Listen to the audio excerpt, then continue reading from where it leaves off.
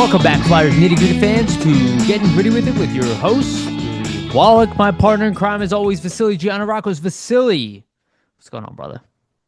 Hey, Yariv, we're back for another episode. As everybody's listening to this, training camp essentially has begun for the Flyers. It's starting on Yes, sir. Thursday, the 18th of September. So we're here. Hockey season's upon us, and there's going to be a ton of stuff to get through in this episode. And we have, a very fitting guest that we're going to bring on in Bill Meltzer. So just a Yes. ton to talk about. Lots of storylines, camp battles, rookie camp, Briere's presser, outlook for the season potentially. So yeah, just so many things to kind of get into in terms of the hockey after a summer where aside from, the free agency and the draft and stuff, it's been pretty quiet since about mid-July for the Flyers. Yeah, hell yeah, dude. Finally have something good to talk about. I guess we started a little bit last week, but now we actually have some games to talk about, or at least performances to talk about, and to actually talk about, the upcoming potential of the main camp, which is the most important camp. So it's really exciting stuff. You're right. We got a lot. And like you said, we do have a great guest on, Bill Meltzer. If you guys listened, he was on OMB podcast last week. And I had this whole thing even before they booked him to like try to get him on for after the rookie game so we could talk about what we saw. So what, like Vasily said, we're going to talk, about the players from the game. We'll talk about we'll go through the players from there. And then we'll talk a little bit about Danny's presser, and then we'll talk about like camp battles. That'll be majority, but this is gonna be all roster fun stuff. So yeah, I'm definitely looking forward to it. So before we introduce Bill, let me just go through the usual spiel of the show. I just want to remind everybody to please like and subscribe, hit the notification bell for notification, get notified when we release these episodes. And for the audio version, go to Spotify and iTunes and give us a rating and a follow as well if you can. That is the best way to support this show. So if you have not done that so far, please take the time to do that now. We humbly appreciate it. Also, shout out to our sponsors, Jim Steaks at 4th and South. Make sure to go yourself a cheesesteak from Jim's. They have one of the best, if not the best, cheesesteak in Philadelphia. Make sure to go check out Jim Steaks at 4th and South. Also, Summit Public Adjusters, 215-752-0560. Go to them for your insurance adjustment needs. They will help facilitate the process between you and your insurance company. Make sure you get the best claim possible. Again, Summit Public Adjusters, 215-752-0560. And also want to give a brief shout out to our partner, SportsSpider.com. Guys, if you're tired of searching for multiple websites for sports news, SportsSpider.com has you covered. They collect the latest articles, videos, and podcasts from around the web and organize them by your favorite teams. If you want to stay as up to date on our Philadelphia Flyers or the NHL in general, hit the link in the description, SportsSpider.com. Both in the audio and video versions of this podcast. Take a minute to check them out. Our stuff is always pinned at the top when we release it, and we humbly appreciate it if you check them out as well. All right, let's get to the meat and potatoes of the show, and we'll introduce Bill. All right, welcome to the show, founder of Hockey Stove, which is cool to say that you have your own thing now, Bill. Bill Meltzer, longtime writer of the Philadelphia Flyers. And obviously, if you've been watching the show, you definitely know who he is. Welcome back to the show, Bill. Good to have you. Uh, hey guys, how you doing? And always a pleasure to talk to you. It's been a little while, Yeah. so it's it's nice to catch up. Yeah, we recorded like a pre-show prior to this too, and it was we're kind of talking about how this was like kind of a perfect time to have you on. Really wanted to get you on like after we got to see some hockey. I was like, oh, it'd be great if you could come on and once we actually got to observe players Yeah. playing, it's a little more interesting to talk about. So we do have a good amount to talk about, and we have the two rookie games that just happened against the New York Rangers. It's almost like an annual thing at this point against the Rangers. A little rivalry battle. And, we also talked about the fact that this is kind of like building towards the rivalry of the future, a little bit, because a lot of these guys get introduced to each other and then see each other in the NHL later on, hopefully, playing for their NHL organizations. But we had several standout stars and wanted to go through them. We're not going to go through the entire list, but, we do have some names listed here, but wanted to really let you lead that kind of thing and just pointed to you initially, of the forward group, we'll start with the forwards. Who Sure. were your like biggest standouts? And kind of what were your takeaways? Obviously, there's the classic names of Nesbitt and Bump, and you can Yeah. include them as well. But just wanted to throw it to you, and then we'll throw out any names out there that we want to cover beyond that. Yeah, certainly among the forwards, I do think you have to start with the Nesbitt line, Yep. particularly in Friday's game. Um, the the three guys controlled the puck for long stretches of time, created a number of scoring chances. It was Nesbitt, Alex Bump, and Semu Tuamala. Now with Tuamala being in his third pro year already, you know you would expect that he would Stay out. Yeah. he'd be in the middle of some scoring chances. I mean, what nobody expected was on Saturday he got into a fight, which was the first fight of his career, and it won't even count because there's no stats recorded from this. So 'cause he's never had more than I believe 30 penalty minutes ever in a season, never a major penalty.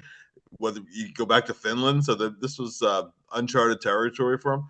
But I mean, really, all eyes were on Nesbitt and Bump in particular. For Samu, it's now or it's never. Um, Yeah. and he took a step backwards last year, so he has a lot of ground to make up to try to get his first NHL call up by the end of the year.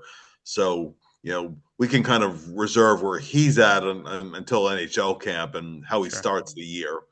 Um, you know, Bump, of course, is competing for an NHL roster spot, so a lot of eyes are on him.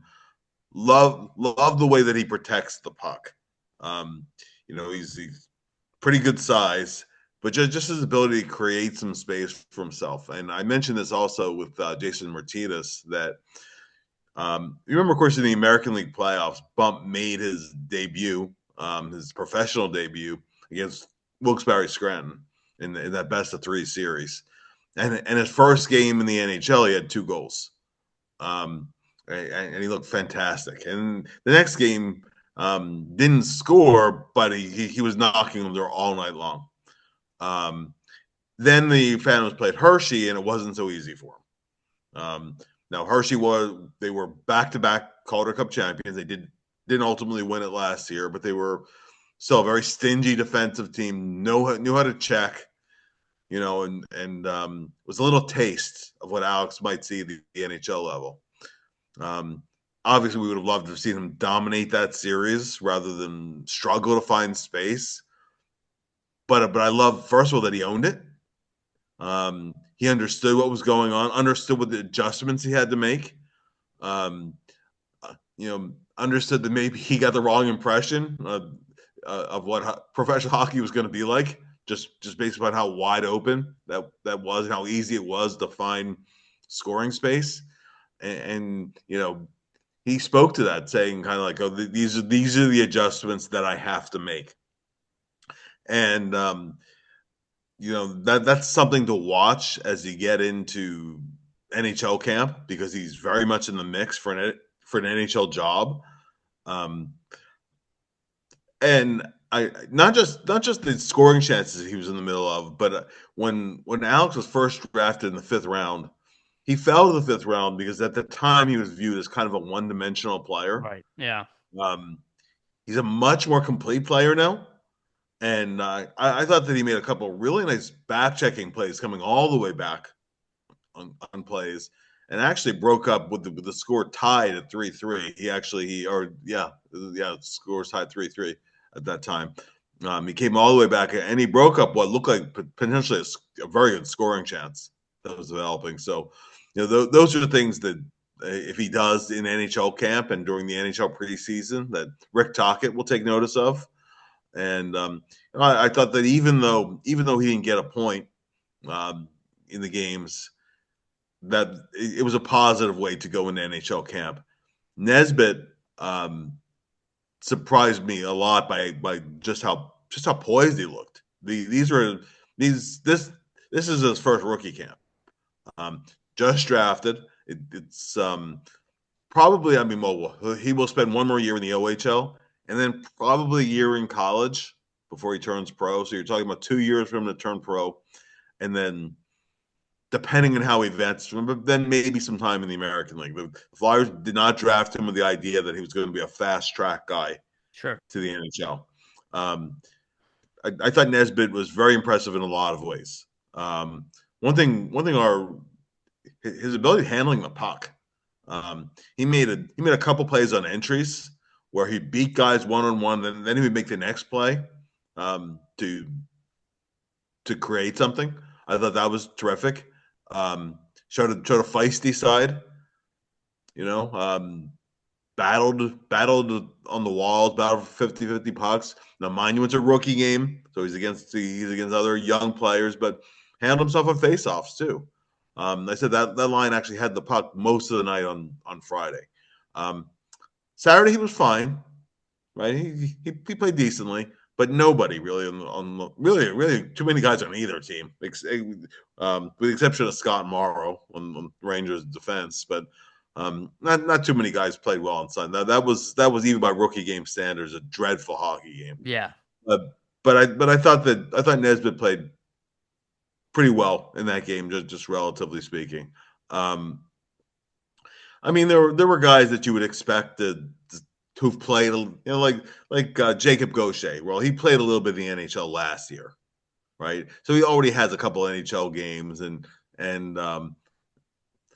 that's a guy who has really worked his way up. I think other young players can learn something from Gaucher, because you're talking about a young man who was an ECHL player, not even an AHL contract, let alone drafted, and impressed enough with the ECHL that he just got a tryout, basically a tryout deal in the American League, and made the Phantoms.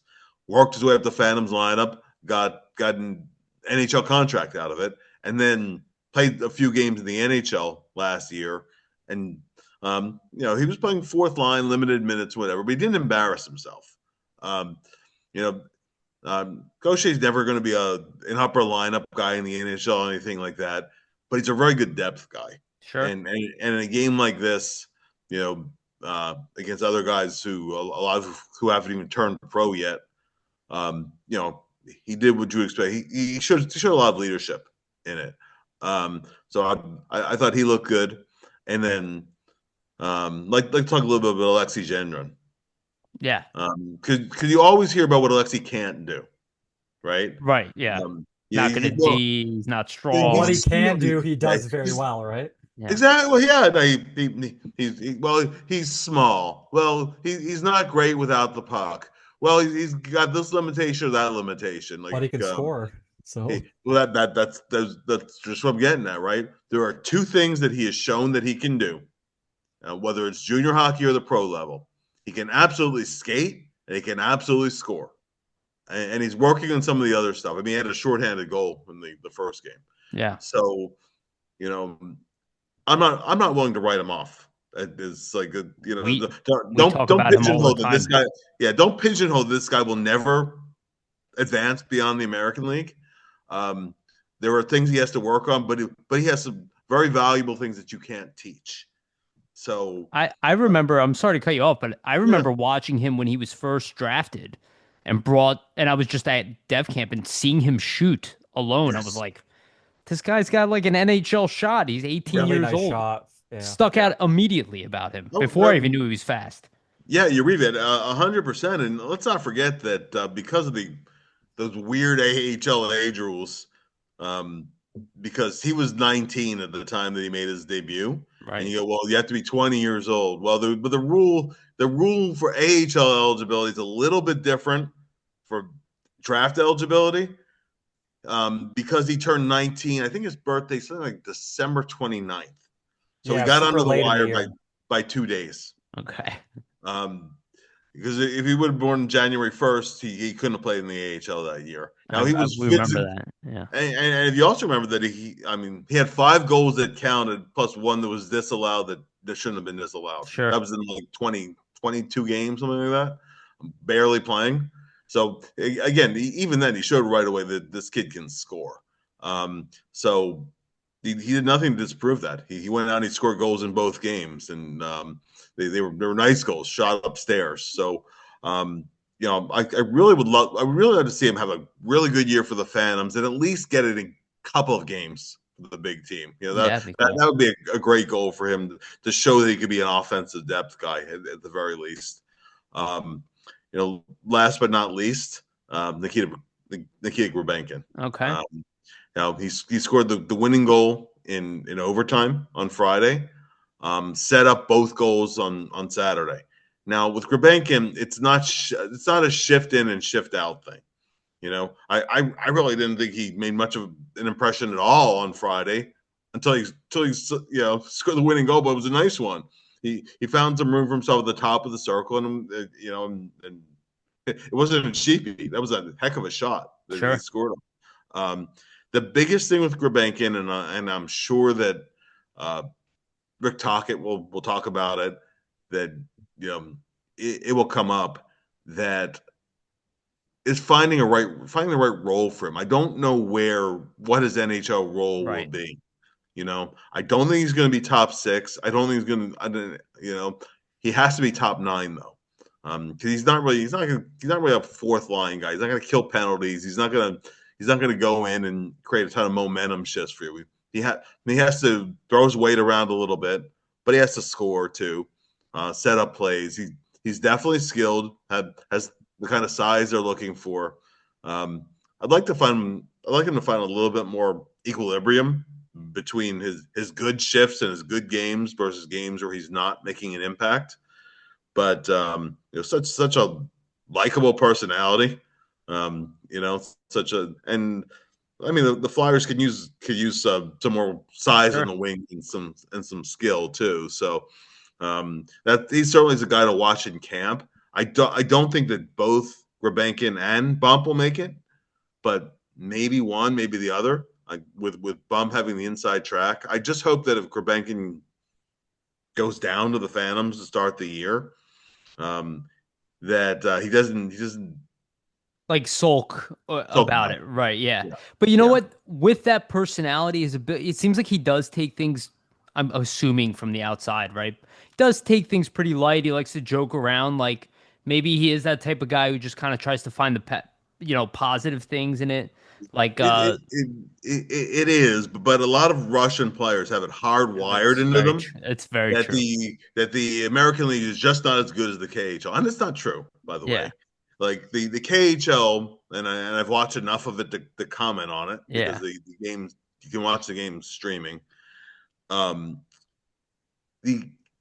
weird thing with the KHL is the best players and the very best teams are better than the AHL and somewhere in between the AHL and the NHL.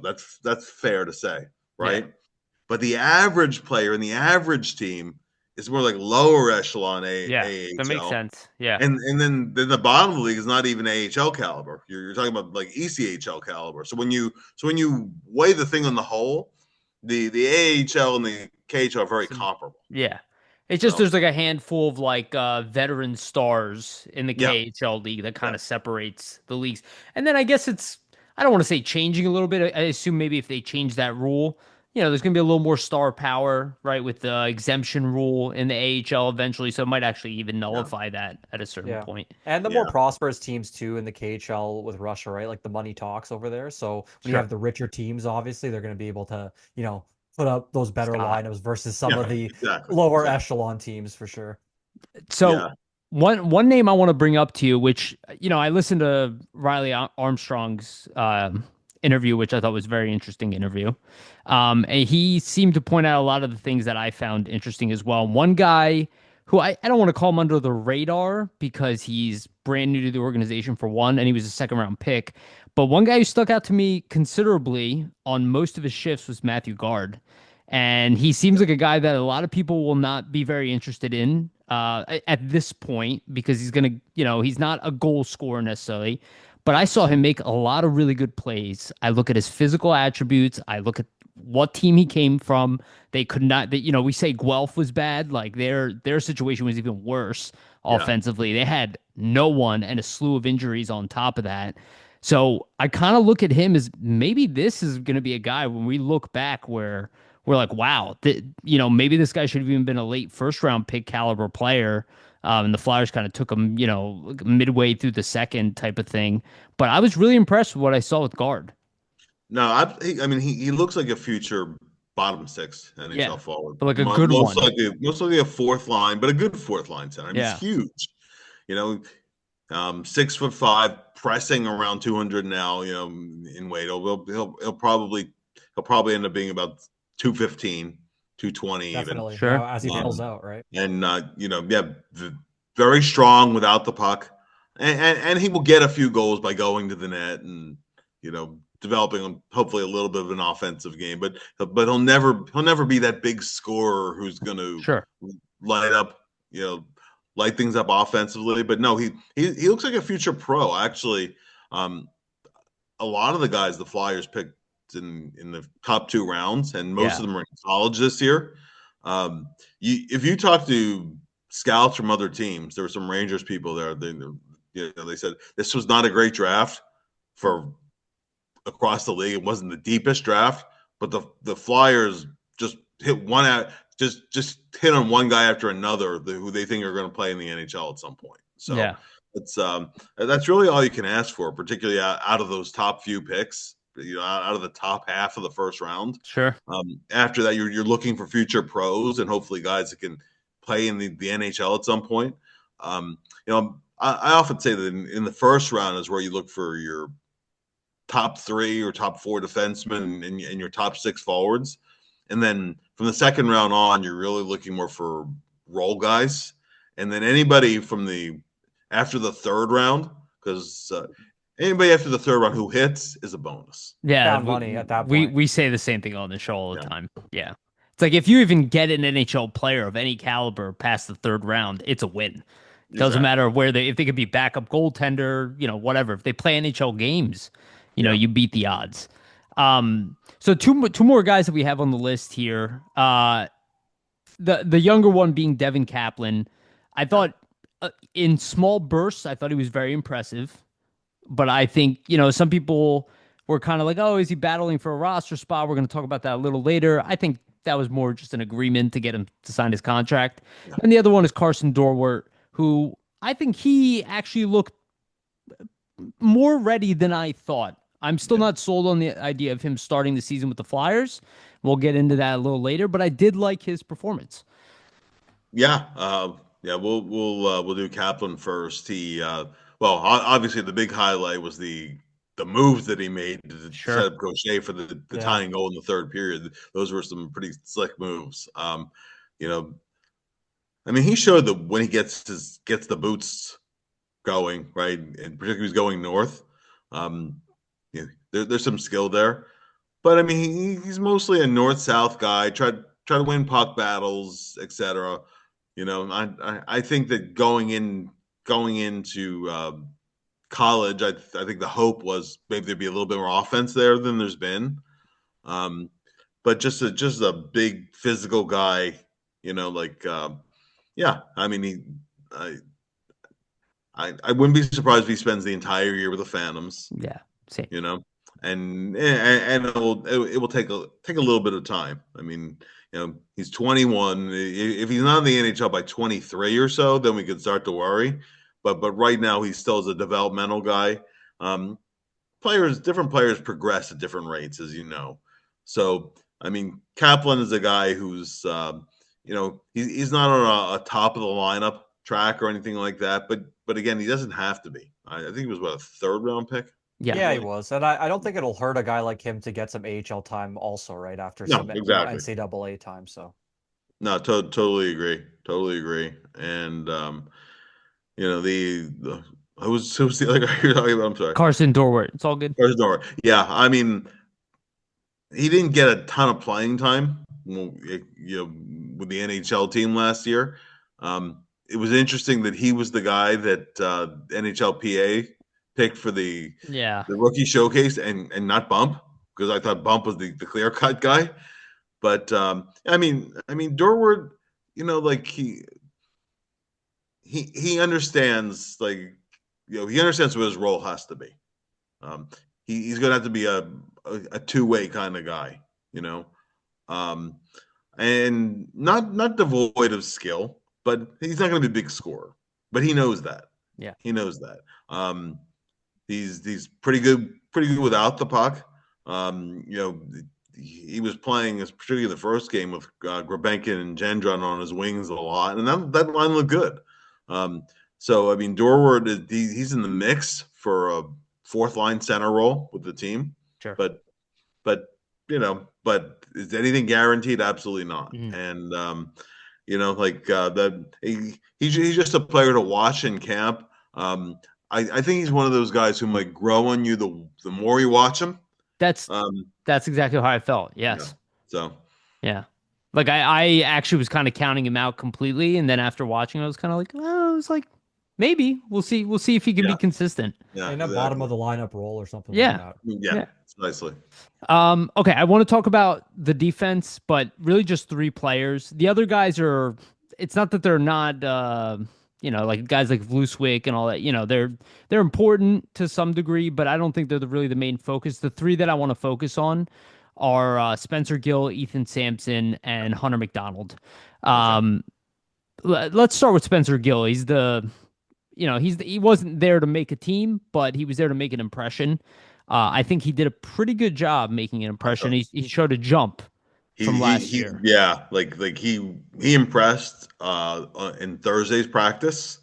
I mean, let's remember that he had a pretty serious ankle injury last year that kept him out of the QMJHL playoffs and kept him out of the Memorial Cup too.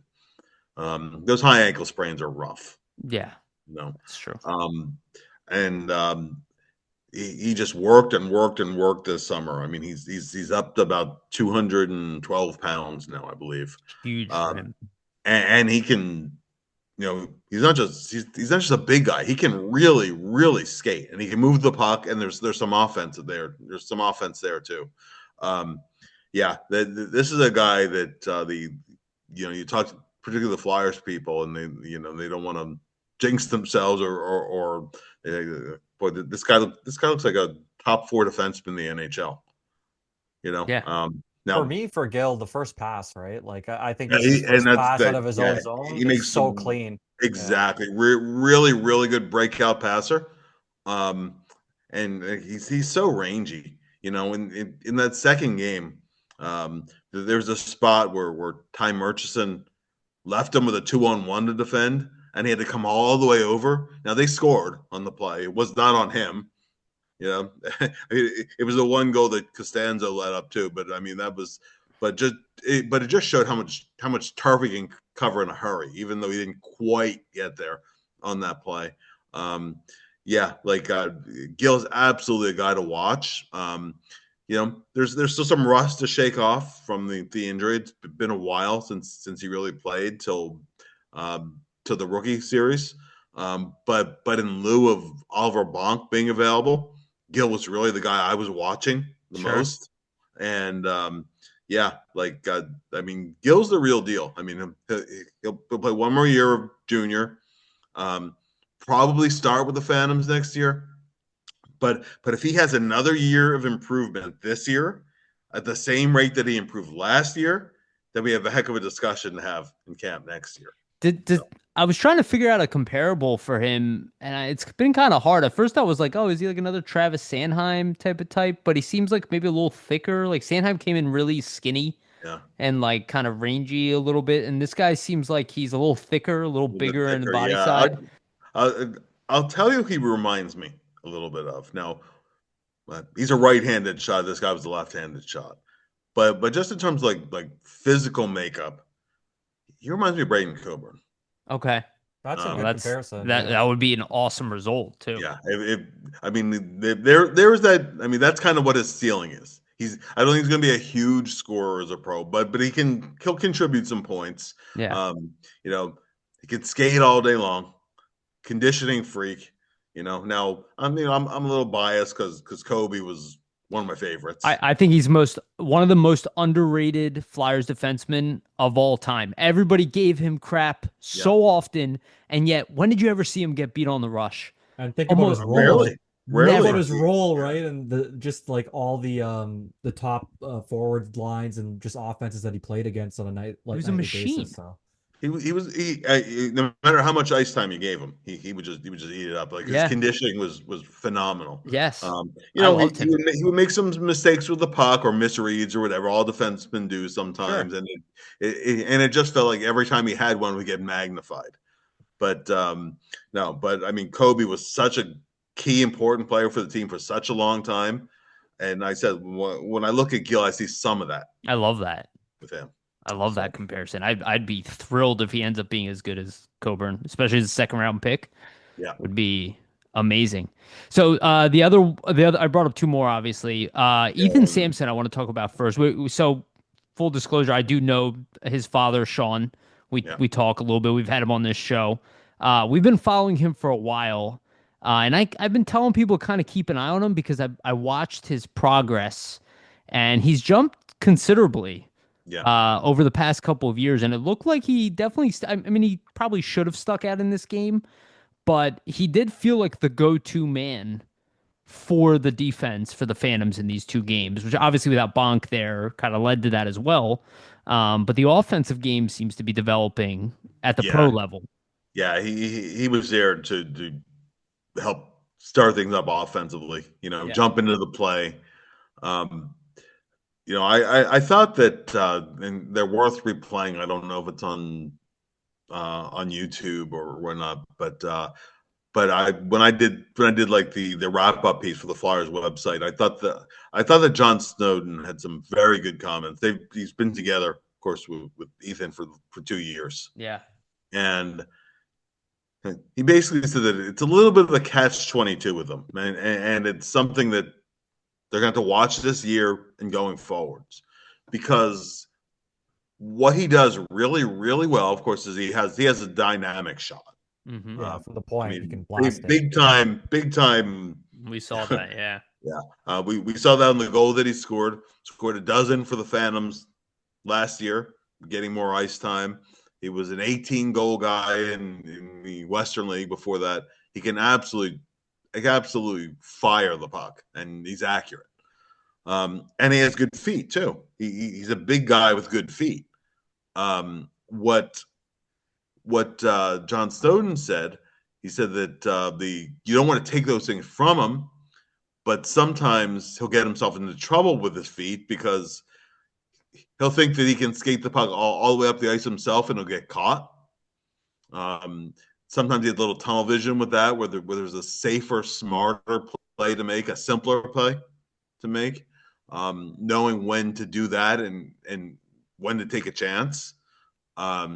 So, you know, some of the people that question Ethan question his hockey sense. You know, decision making for a defenseman, that quick decision making, where when you decide when to go and when to lay back, or when to challenge defensively, or when to use your stick on puck kind of play, right? Instead of trying to ride the guy off with your size. Some of those decisions, according to John Snowden, are still things that he's working on. You know, the NHL coaches will form their own opinion.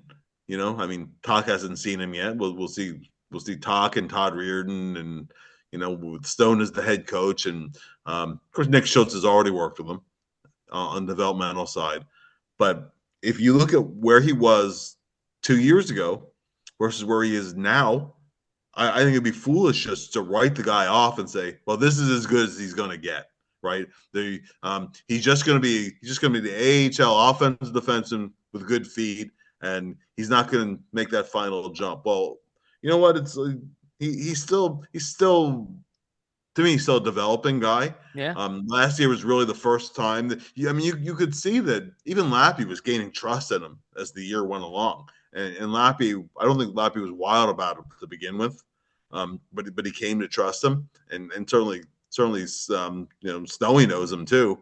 So yes, certainly is a player to watch. You know, there's always injuries during the course of a year. He's a right-handed shot, so there's always a need for that. And listen, you know, the Flyers need some guys that can move the puck and can produce some things offensively. So Yeah. you know, I certainly wouldn't write him off in any way, shape, or form. But that being said, he will start the year with the Phantoms, and will have to take another little hop in his development to work his way into the NHL picture. Yeah, I think he'd have to get like top pairing, top 3 minutes in the AHL before he gets considered there. But I Yeah. do think he has slowly been working up that, and the fact that he Yes. led the Phantoms from the back end in goals, I think that's a good start. But he's got to do it Yeah. again. Can't be just the 1 year. But I've been very impressed with his development. And then Hunter McDonald, somebody who kind of got lost in all of this. I've been saying this for a while. I did not think he was going to be NHL ready last year, nor do I think he's going to be NHL ready this year, maybe halfway through the year. But that was kind of the sense I got from this game is, he's still the big physical body, he can move, but his game is not necessarily ready for the NHL. That was kind of my read of it. I think that Hunter's kind of become locked in on being that big physical defenseman. Yeah. When he first came in the organization, someone had said to me, it's like, there will come a point where he takes Nick Sealer's job. Yeah. Right. Well, it's 2 years later, and while Hunter is a mainstay on the Phantoms, and he's become a team leader, so that's something during Flyers fantasy camp. I'll put this out, publicly because it's not a secret, right? But just in terms of when they wanted a new generation of leaders to emerge in Lehigh Valley, Hunter's been one of the guys, welcoming new guys to the team, right? Setting an example with his work habits.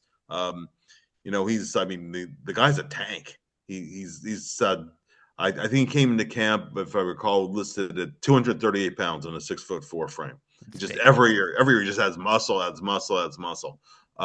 Now that being said, he's not great with the puck. Has he really improved enough to work in the NHL framework? Because you have, in today's game, you can't only be a defensive defenseman. You have to at least be able to handle the puck. Where I think he starts to get a little bit better at that. Yeah. I think with the physicality, I think he takes more penalties than you want him to take. I think sometimes sometimes he'll just get himself into trouble by overplaying something and then end up taking a holding penalty or sometimes just some silly stuff, interference, right? Careless stuff like that where don't check the guy who doesn't have the puck, that kind of thing. But he hasn't met the shot that he won't try to block, right? He's not afraid of any kind of physical contact or whatever. But if you look at what the organization added this past year, and I'm talking about depth pieces, right? Well, they added Juleson, and they added Gilbert. That to me puts Hunter in the American League. I'm really curious how the numbers game is going to work out for a guy like Helge Grans, who did not play in the rookie series because he has the experience now that he doesn't have to. But I think a lot of guys are going to fall in this kind of a numbers crunch, and there'll be decisions to make because they're getting to the point where you might have to. And usually getting guys like that through waivers is not usually the biggest deal. But I don't know. But Hunter, I think he's kind of stagnated a little bit where he's in the depth chart. And by stagnating, it means in some ways you're moving backwards. So key guy for the Phantoms, not out of the picture for the Flyers, but I think that the fact that he has yet to play in an NHL game, and they brought in a couple other veterans, I don't think it speaks too highly of his chances of making the team. Certainly not out of camp. Yeah, no, I totally agree with that. It just seems like he comes in as a college player. Sometimes they make it in a little quicker, but I and Vasili and I are both like this. Like we're very much of the patient mindset. Yeah. So our whole thing is like, the one thing I think people make too much out of making the team out of camp. I think that's more important to the player than it should be to you. Like to the player, it's an achievement, it's a win. It's like, oh, I had a great off season. But to you, it shouldn't really matter. I mean, if you look at a lot of the best players that have ever been on the Flyers, they didn't make the team out of camp. Claude Right. Giroux being one of them. Sometimes it's about They'll earning come your up way mid. up. Yeah, exactly, guys. Exactly. They'll come up mid-season, and an injury will create an opportunity in a lot of cases, and they take it and run with it. They don't go back down. Yeah. They or like Giroux, who was you know, because he got off to a very slow start. Right. Yes. With the And then Phantoms. exploded. And And then then he exploded, and they called him up, and he never went back down again. yeah. And that's that happens a lot of guys, and it's not always that first pro year either. Sometimes they're up and they're down a little bit Sure. until they get that opportunity and they run with it. Sanheim. Sanheim was up and down. Sure. Yeah. Yeah. There's a lot of guys like that. And he ended up he went down, and then he ended up going back down. Yeah. And I'm sure that was tough because he's been in the NHL most of that year. Yeah. And that was the year I think he was hurt in the playoffs that year for the fans. 2018, I think it was. Okay. But I guess the Marlies or something like that. Yeah, that was the year they played the Marlies. Good memory, dude. Yeah. That's the year they lost. They played that crazy another 5 overtime. A lot of overtimes in one game, that's for sure. Yeah. Yeah, and and him and Myers. That was the big pair for the Phantoms. They both played some crazy number of minutes. Yeah. But you can find out a lot about the overtime games. There was who a coach trusts and who he doesn't. Right? Sure. And play 45 minutes or whatever in a game. Exactly. Coach likes you. Yeah. Exactly. And if you're sitting on the bench and throughout entire overtime periods, even as your team's getting fatigued, chances are you don't have the coach's trust unless you're hurt. Yeah, for sure. So the last player from the rookie game that I want to talk about is Carson Bjarnason, who had a, let's be honest, mediocre at best performance. Having said that, this is a guy who we've been talking about on the podcast for a while. We're like, I heard some people online saying, oh, maybe he'll get some games with the Flyer. I'm like, you are out of your mind. I was like, this is not Carter Hart. I was like, this is not that type of player. It's like, this guy might even be playing in the ECHL a little bit. This is a guy who hopefully will now, this is before the Fedotov trade. Yeah. But this is a guy, expect him in the AHL for the entire year. And obviously he hasn't played a lot. So, wasn't a good start, but I do think he kind of cleaned his game up a little bit as the games went on. So I think he did okay enough. But obviously he's a complete work in project, right? He's a guy that you look at the raw skills, the raw tools, and you go, okay, we can build this guy and be a serious pro type of goalie. It's a multi-year process, right? As it is with the majority of goalies.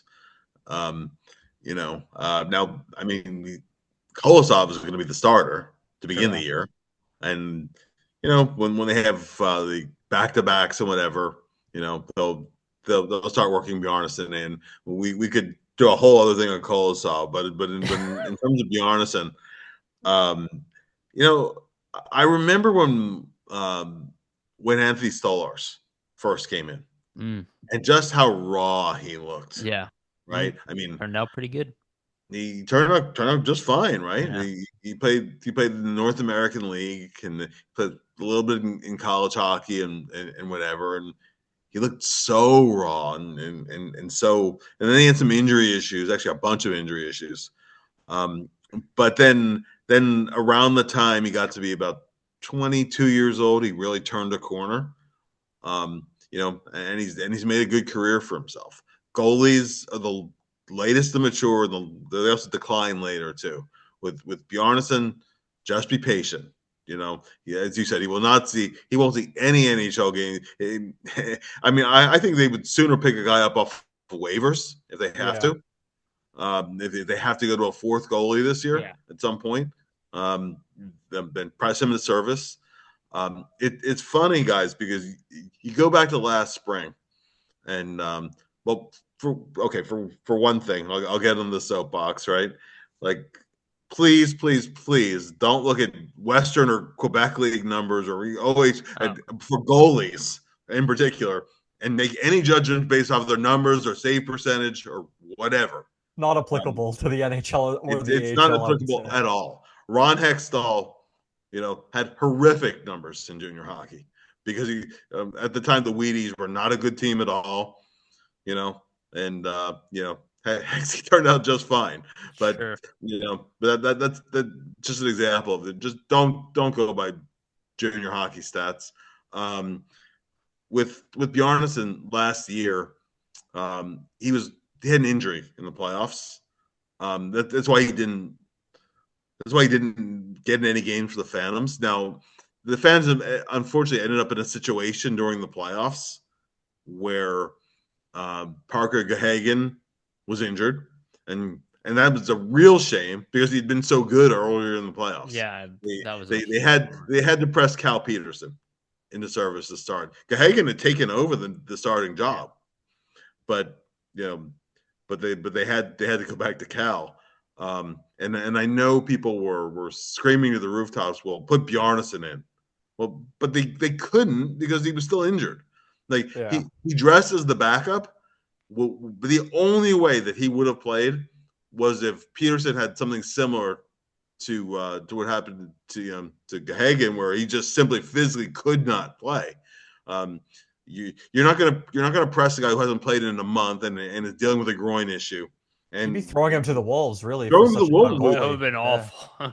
against the Calder Cup champions and whatever. Like in think about development. Think about development for a young goalie. That's like the key and easy way to probably ruin their development. Yeah, or put them on a track that they don't really need to be going on. Like I think for Bjarnason, you never set a guy up to fail, right?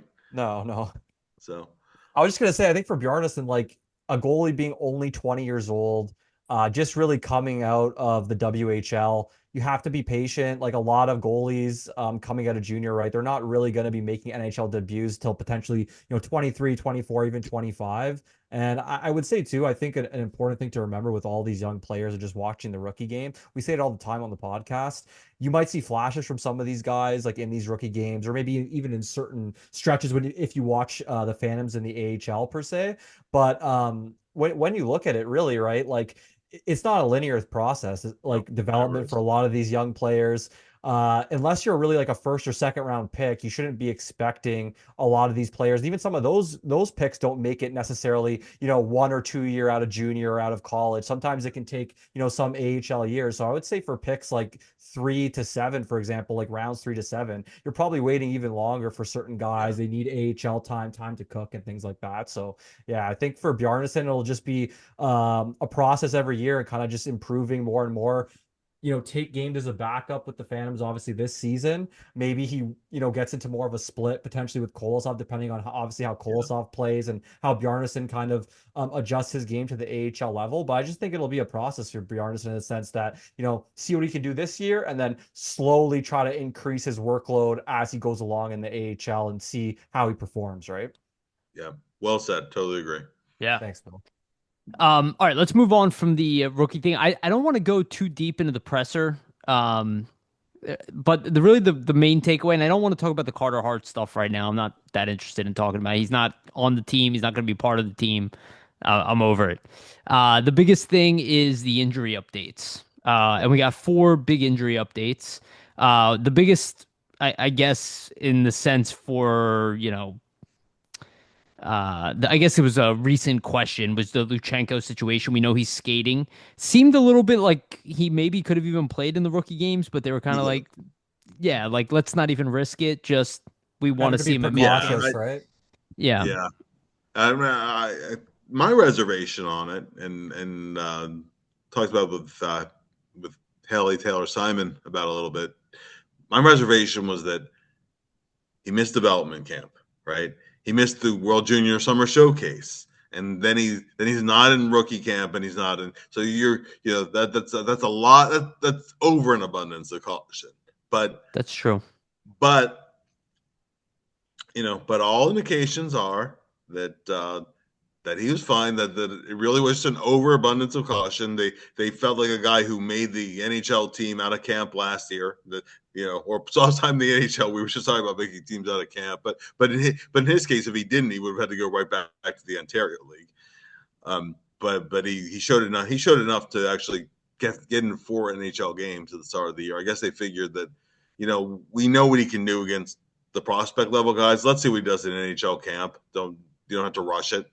So we'll see him on the ice this weekend. There will be a scrimmage on Saturday, and then the first preseason game is on Sunday. He will get a lot of looks from Rick Tocchet and his staff. Dan Silver and I debated a little about him too. I listened. Yeah, this is another example where you don't go too much by the numbers, particularly because he was on a terrible Guelph team. One of the worst in the OHL. So brutal. Yeah. It was an awful team, and especially when you have a guy who's a playmaking center, which is what Luchanko is. He's a playmaker, not a goal scorer. He sets. He can score a little bit, but really, really his stock and trade offensively is setting other guys up. He would set guys up multiple times a game, quite often in Guelph, and guys just could not finish. Or he'd have a play and they would go to the wrong spot. Like a smarter, savvy, pro level guy would be in the right place. Find that open ice, yeah. And so to have as many points as he did, honestly, it would have been like 95 points on a better team.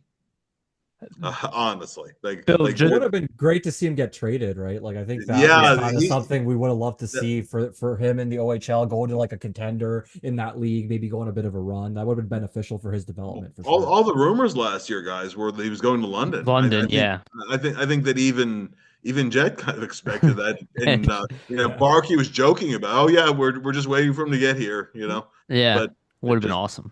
I do think, guys, the fact that Guelph did not name him captain, I don't think it means he makes the Flyers necessarily. But they don't expect him back. But they don't expect him back, and if he doesn't make the Flyers, they're trading him.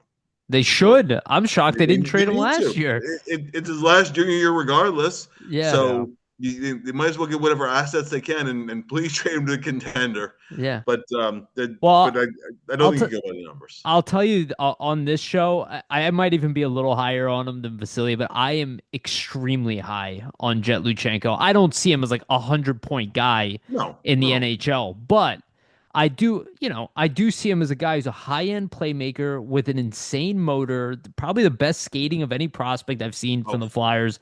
I don't know, kind of ever in the modern era, at least at that age, just the pure north to south speed. Absolutely can Since fly. Gagne and the defensive ability, the awareness, the fact he understands the physical maturity part and the determination he has mentally. I'm like, okay, maybe he's not 100-point number one center. I was like, but if you even have a guy like Jack Nesbitt, and Luchanko, and you have these kind of 1Bs, two-way centers or whatever. Mike Richards was not a number one center by today's standards, like in production-wise. He had 180-point season. Yeah. He was a 65, 70-point center who was elite which I think, and I think that's how I see Jett. Right. I think he could be a 65, ultimately 70-point guy. I do think great for a 13 pick. And I think ultimately he could work to being a 20-goal guy. Yeah. But I know he'll get his 30 to 40 assists a year as he matures, because he's a really, really good setup guy. And and he's scored in transition goals too, because he'll grab the puck and he's off. No one's gonna catch him. Yeah. So I love his upside too. Yeah.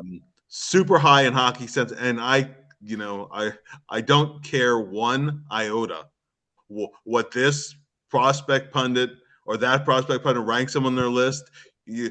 All that tells me is you're going with the fashionable names. I watch the rookie games, right? And for all the crap that Nesbitt takes about his skating, and understandably so, because he got a lot I of work already to know do. what you're gonna say, but He yeah, looked all right for a pretty big guy. So You already know where I'm going with this, right? yes, I watched the Ranger side, and I watched Gabe Perreault. yeah, His skating is brutal. It's worse than Nesbitt's, and he's little. Like yeah. this is a guy who, yes, he has the hands and he has the offensive instincts, but being a small guy who's not a very good skater and doesn't figure to get much better in that regard, well, he better be super smart, because I think he could have trouble replicating at the top level what he did in college hockey. I And I think there was a ranking list that just came out over the summer where they had Perot ranked higher than Luchanko. yeah, And I remember saying I on don't the really buy podcast, I that. said there is no world where I yeah, would take Perot over Luchanko. no, Not no, at I was all. like Yeah. none, like not yeah. even close. So No. I'm glad If you I said had, that.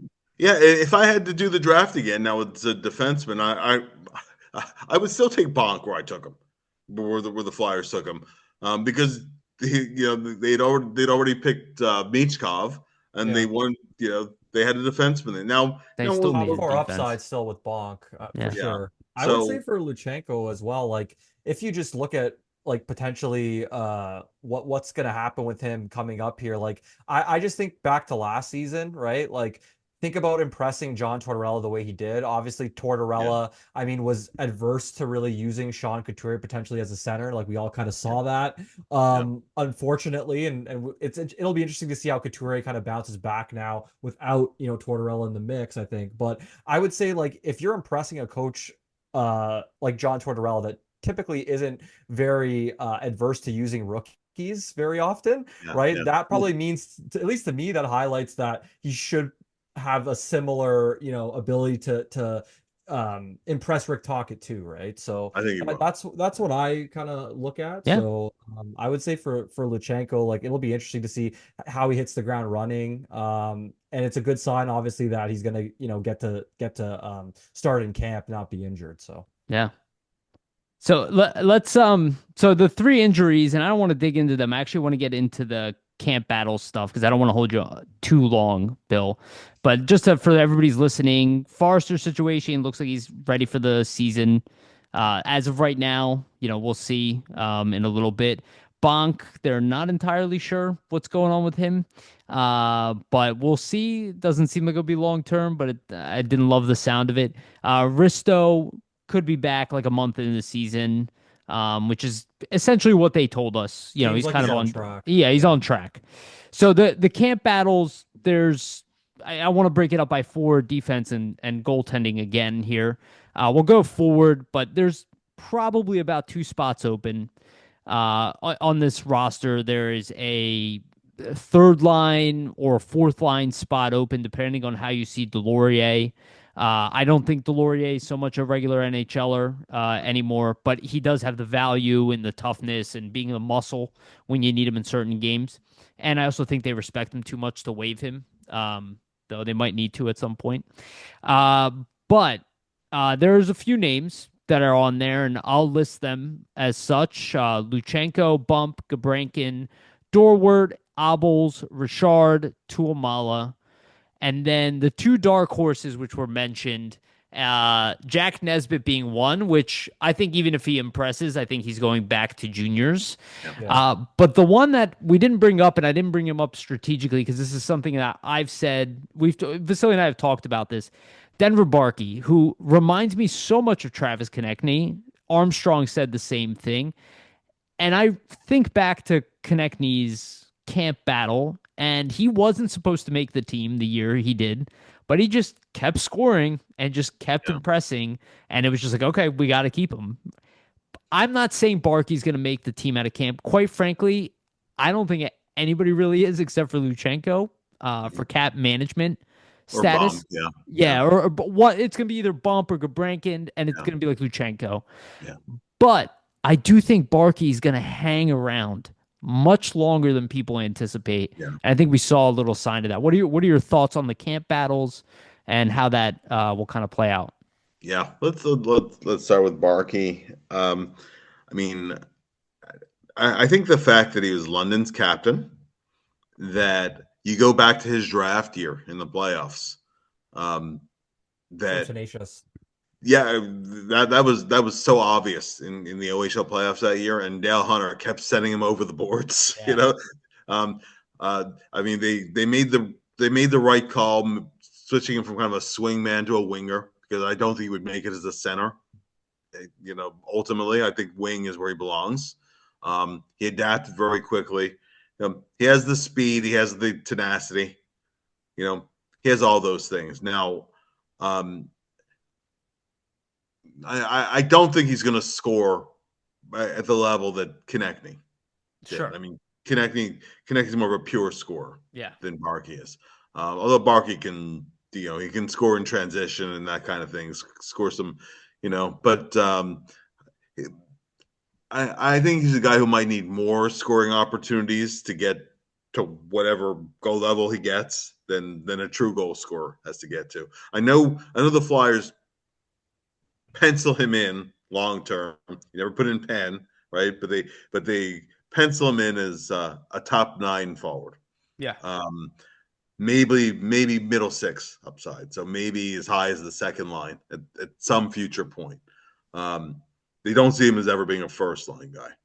But but by the same token, like who's to say he can't? Again, I always say that. Who's to say that he can't do that? If you look at scouting reports, go back and look at old prospect rankings and forecasts for Brad Marchand. Yeah, back when he was, because there's similarities there, right? Where it was like, oh well, he can score at the lower level.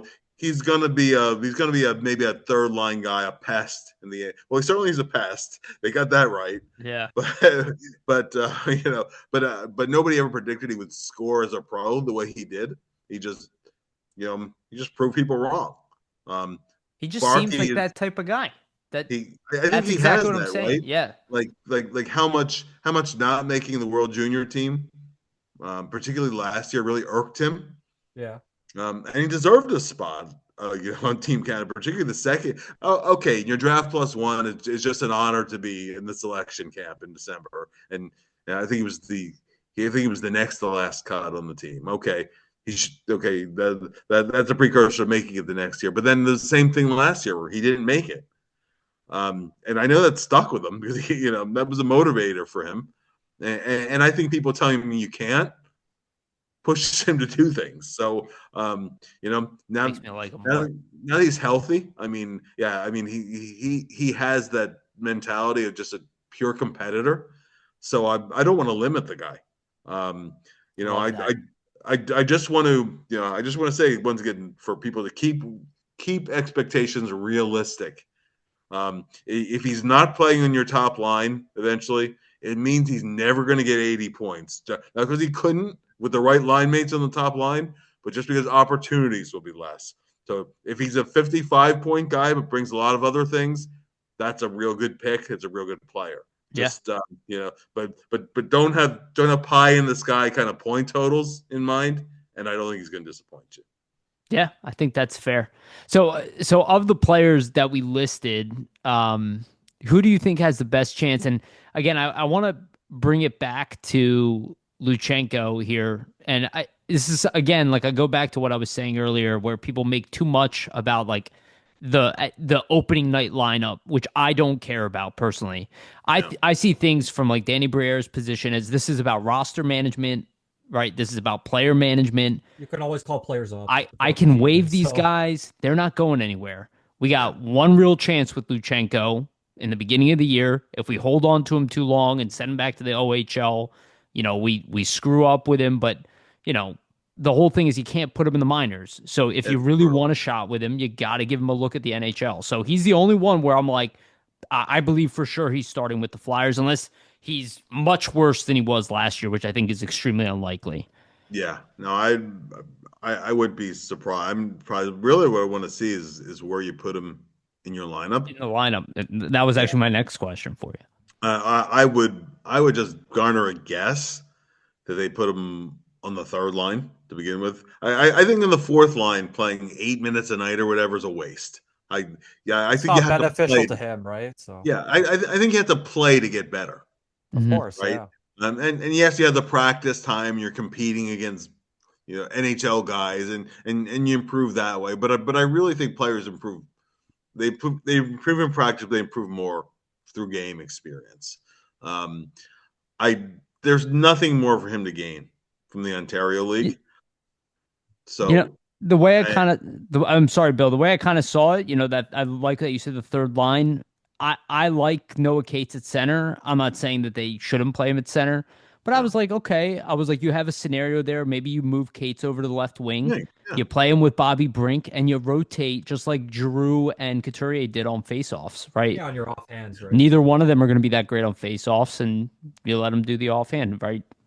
Yeah, yeah, and I'm wondering, and it's also possible. Although ultimately, I still think he's a center.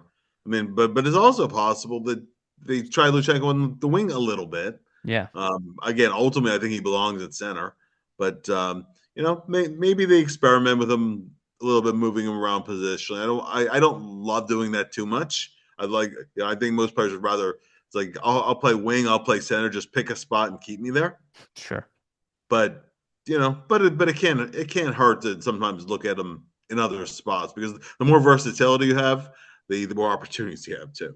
I still think that our fan base, and I think they're doing it with Nesbitt as well, is it's this internet pundit thing where they think I kind of been thinking about it a lot. It's almost like people think the internet is actually grading the teams, like they're the authority on the topic, and don't understand that it's the actually the opposite way around. The authority is the scouts and the NHL teams. The And professionals, yeah. yes, Right, and and yeah, and I which is think not people to are say that. underrated him considerably. They often do. They often do. I mean, the scouts are not always right, of course, right? It's It's such an impossible inexact to be science, always right. right? Yeah. The pundits are wrong more often than the Yes. scouts are. Right, exactly. So nobody bets 1,000. Nobody bets close to 1,000. Right. But but the flip side being that also a lot of times uh, where pundits rank a player, um, and we'll just use Nesbitt as an example. Um, okay, let's say the Flyers decide we're going to gamble and wait around and see if he's there 22nd. Okay, which is about where pundits had him. Now Bob McKenzie had him higher. He had him in the middle of the first round because Bob gets a lot of his stuff from team scouts. That's really what he based a lot of his rankings on. But well, if you remember, when Barry Trotz was on the air on the draft broadcast, right after he said, "Well, we had a trade. We were going to move up, and the guy that we were moving up to get was taken right before we were going to announce the trade for the next pick." Nesbitt, yeah. And that was the only guy that was traded, and the only Yeah. so that was the only pick that was traded to that point.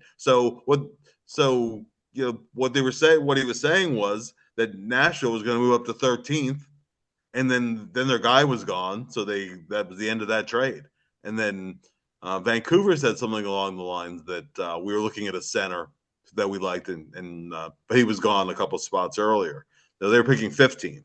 So the Flyers waited until 22nd. He probably would have been off the board at 13th, and you know, if Nashville had decided to maybe go a different direction, then he would have been off the board by 15th. That doesn't mean that Nashville and Vancouver were right, but it does mean there were at least three teams, probably more, that had Nesbitt ranked higher than the pundits had him. They had him right about right outside the top 10. And keep in mind too how many centers were drafted. You look at those top 12 picks. I think 9 of them were Yeah. centers. It's clear that So was a high priority for teams, right? for absolutely right. And so As if it you don't should be. if you don't grab your guy there, that would have been your last chance, because then there was a drop off after that. So they stepped up, they took their guy, and sometimes you step up and take a guy, and and he turns out to be Jay O'Brien, right? Yeah. Sometimes you step up and take a Poor Jay guy, O'Brien. Yeah. Yeah. It's never Well, an exact science with the drafting, right? You're always Yeah. no, taking a bit well, of a leap of exactly. faith. And Jay O'Brien, not to go off on a tangent here, but just Jay O'Brien is an example of a guy who dominated a lower level competition. Yeah. Um, BCHL, right? and Yeah. yeah, well, yeah, and yeah, playing in the prep school league. Right. Prep school. That was it. Yeah. The same prep school in Boston Jeremy. that, Yeah. that produced Jeremy Roenick and produced Tony Right. Monty, and actually Tony Yeah. Monty was his coach. Right. And when Tony Good for Amonte you. talked to the Flyers scouts, they said, he really reminds me a lot of JR, because JR went to that. He said JR was, like there's a lot of JR in there. Well, they were all wrong, right? It didn't work Yes. out. It didn't work out. Now sometimes you take a kid from junior B or junior A rather, junior A, and he turns out he's Cal McCarr. Yeah. Yeah, you found a diamond in the rough, right? Exactly. Sometimes when you take a player that's prep school or lower junior league, you look great because you stepped up and you took your guy. And other times you take it up like, boy, why'd you take that guy? Well, So there was a kid the other year, the big kid, Latandro, the yeah, center, the big yeah, kid. He had like yeah, one goal in college hockey or something. He was taken in yeah, the first round. yeah, yeah. So it, Sometimes teams, they take their swing and they miss and they look silly, yeah. right? So it's but I always tell people the goal in a draft should be to walk away and hit on the player, not to be like, oh, I got a better player than the other team. It's yes, did I walk away with a player that will be an impact for my team? yes. That is the way you should measure it. You have to, and you don't get a retro draft. Nobody in Right. real life gets a retro draft. Yeah. You know, I like um, that. if a guy works out and he can play, then you did pretty good for yourself. So if I had to ask you now, Yeah, and this is before actual training camp, so the opinions obviously will change. If you had to guess what two players are going to land in those two forward spots of anybody, they could be veterans too. As we can assume again, Deloria will be on the team. I'm assuming that as the 13th forward, but those yeah, other two spots, and let's assume that Forrester's ready as well, because that could change things as well. But if you only have two spots, who would you put on that team right now if you had to? yeah. That's assuming they carry 13 forwards and not 14. That's a Okay. possibility Well, too. you could do three. You could do three players because No, that would we'll do two. We'll do two. That's okay. fine. Um, I mean, I think Bump has an inside track. The organization people just love the kid, and I think, I not that he has a spot to lose, but I think that, you know, they want to be impressed. You Yeah. know, Same thing with so Luchanko, right? It's like yeah. yeah, You're and looking for things in a Luchanko being sense. the other one. Those Yeah. those would be the two guys. Yeah. I Grebenkin has a shot, but I think he starts with the Phantoms. Um, I don't think he hit a level of consistency yet where they feel that he belongs up on the top team. Now maybe he has a much better camp than Bump, and that changes. But but I would say those are the two guys who make it, and you have guys like Gaucher and Obels, and who could see some NHL games as your veteran types.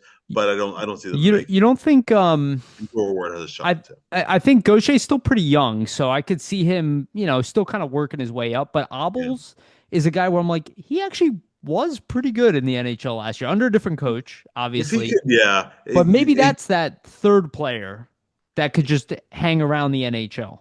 yeah. Obels is such a good example of sometimes people who they they kind of dog these guys who play in the American League or they play overseas and whatever, Yeah. without realizing that AHL players are really darn good hockey players, Yeah. and the difference between Obels and a guy who spends 750 games in the NHL is he's a full stride slow. So that's honestly, because Yeah. he has the Sometimes brains, those guys that are too good for, the AHL, but Yeah. just not quite good enough to make the, that NHL the quad roster A spot, guys, right? right? Yeah. Yeah, that's kind of where he falls in that. And I said, and Dorwart has a chance too.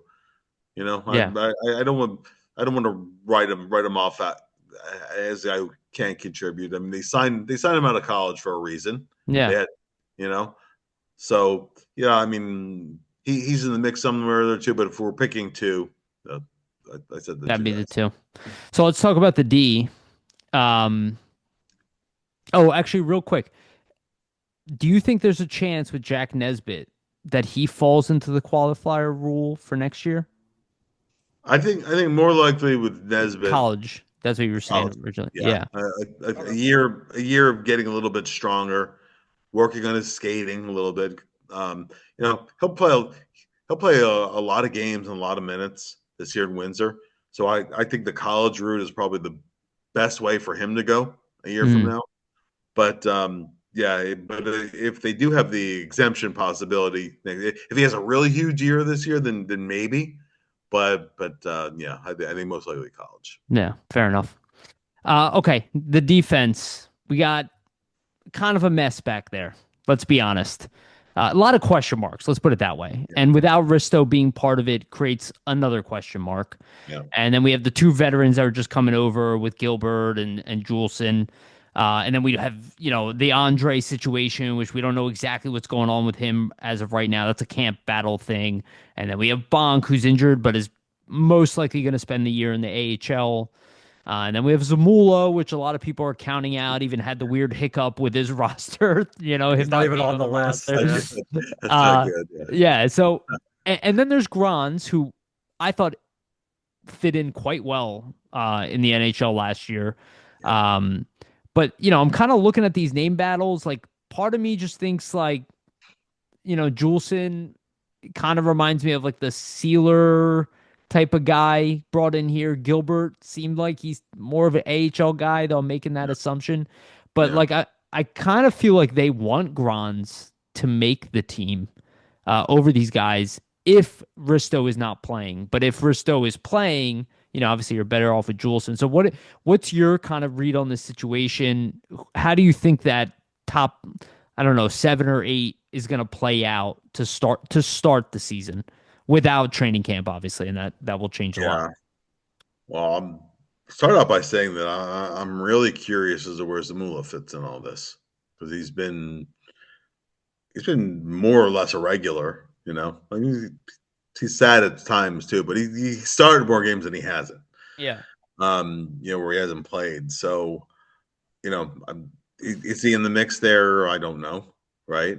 Um, Emil Andre was so good at the start of last year and got hurt and then never really hit that level again. He kind of struggled. Plus, teams are going so big on the blue line. I asked Danny that at yesterday's press conference. Yeah, I That heard, yeah. the trend is going much bigger. Well, York is the smaller side of average, and although Drysdale is really, really filled out. I mean, he's been a workout demon the last 2 years. That he's legitimately 15, 20 pounds of muscle heavier than he was 2 years ago. But he's still not tall. He's still on the smaller side and not a physical defenseman. So how good of a camp does Andre have to even fit in there? And where do you fit him? I still think there's an NHL defenseman there. I still think he's I a do guy as well. who Yeah. can help a team. But you don't want half of your blue line to be smaller than average. So there's so much invested in York and so much invested in Drysdale that I'm not sure where Andre even fits in it. Grom's, I do think that he'll get a shot at some point. I don't know if it's to start the year, but he's a guy who did not look out of place. The funny thing is they look better he looked good with the Phantoms, looked good with the Flyers, and then he looked okay when he went back to the Phantoms after that. Yeah. It was like a little bit like the air went out of the balloon a little bit. Yeah. But there was a reason why he was picked as high as he was originally by LA. Question of him has always been of hockey sense, not physical ability. I think that he has improved. Seems to make pretty good plays most of the times I saw him. So, but he's on your team. Okay, is he top six until Risto gets back, and then you send him back That's the down again? problem. And then the Yeah. same thing could happen again where, right, like you have that little peak where he's really good with the Flyers. You can send him back down almost. Yeah, The air comes out again just because, yeah, oh no, this is happening again to me where like I have to go exactly. back down to So the it's AHL. So for development purposes, not ideal for him It's either. But it's really going to be interesting, I think, with Andre, Zamula, just Juleson and Gilbert in the mix because I don't really know like who exactly is going to make up the bottom half of that defense, right? Like no, it could be any of those four essentially. So it's going to really be interesting to see kind of how it plays out for me because I think to your point, Bill, like Andre does have NHL potential. He showed that last season in his first call up just with the way he played and was making plays. And I think if he can show that more consistently, it'll be tough to really, at least for me and what I think of him, I think it'll be tough to keep him out of the lineup when you have a guy that can impact the game as he can. So yeah, you yeah. just have to figure out how you balance it, right? I mean, not that you couldn't have a third smaller guy on there too. You have more of a juggling act to figure out who plays where. All Um, similar styles, right? yeah, I mean, Juleson is your classic number seven defenseman. yeah. Now he has the advantage that he played under Talk in Vancouver, so the two know one another. There's obviously enough of a trust factor because Talk had already been hired as the coach, so they obviously asked for Talk's opinion. That can play in his favor for making the roster. Um, you know, Nick Seeler is what he is. Everybody knows what to expect out of Nick Seeler. It uh, like honestly, I think Steeler in a perfect scenario is your number six, but he Mhm. often seems to end up a little higher than that. Yeah. Still kills. There's a lot that he brings in the room. Um, Very good shot blocker, kills penalties. Stands up for teammates. All the things that Nick Steeler has done. He'll still do. But I think as each year goes by, I do wonder, like, okay, how much longer is he in your top six mix? I mean, they signed a multi-year deal, Yeah. but Is it time to give one of the younger Well, defensemen showing yeah, flashes there maybe has that to be, right? opportunity, right? So yeah. Somebody deserves an opportunity at some point. Well, it's funny because we don't have any idea what the lines are going to be. We make these assumptions based off of what Tortorella had. And like I was thinking about the defensive pairings, like if I had on paper and I didn't know that much about these guys and I just looked at their skill sets, I would go Sanheim, Drysdale, York, Risto, assuming and then kind of just run those as my top two pairings. And they should be well balanced enough with the size, the speed, the Yeah, puck moving. And then that does move Sealer to a bottom pairing role, and then he can play with Andre, which maybe is a good combination, or Zamula. Um, and then you have your penalty killers, kind of, because that's the problem a lot of times with these undersized defensemen. You really need penalty killing defensemen, right? You have more defensemen playing in the Especially penalty on the kill third than pair, right? yeah, right. sure, Just for sure. in You get a defenseman injured, or the defenseman's the guy in the box, Yeah. and then yeah, you get awfully thin when you're taking several penalties in a game. yes, Andre has to be a power play guy. which is Um, a problem. Yeah, Andre's a pretty good power play guy. At least at every other level. He hasn't shown that yet at the NHL level, but I don't know. Like, I'm not sure. Like, I'm not loving his chances to make the team. I got to be honest. Yeah. And Danny didn't sound that confident about it in the press conference. Like he's like, oh, he's still in prove it mode. It almost sounded like he needed to kind of blow the doors down or have a really, really big camp to kind of show and cement himself and say, hey, Yeah, like this is what I can bring to the table. And almost beat the door down kind of situation. Not to say it's like a last chance for him, but I think if you just look at the way the defense is shaping up, some of the prospects coming into the mix down the line here, like you kind of have to wonder, like maybe is he an odd man out down the line? So it'll be interesting Well, to see kind of how it unfolds, right? and and Vasili and I have talked about this quite a bit, Bill. I think one of the patterns that you notice in the conversations we're having with you and the points that you're bringing up, right? It's like, okay, we have a lot of guys. Oh, this guy would be really good in the middle six. This guy would be really good in the bottom four. This guy would be really good in the mid. At a certain point, you have to consolidate these assets yeah, and trade them out for specific roles, like higher up. that are just defined to be like, okay, this is Yeah. our top four, this is our top nine, Right. and I think they're, this is the first year they're not just removing players, at least from the very beginning of the season. And we said this, you could see it in the financials. This is like the first year where they finally ease off of, their salary cap and, removal, and it's kind of like in the financial plan that you can kind of see the vision now.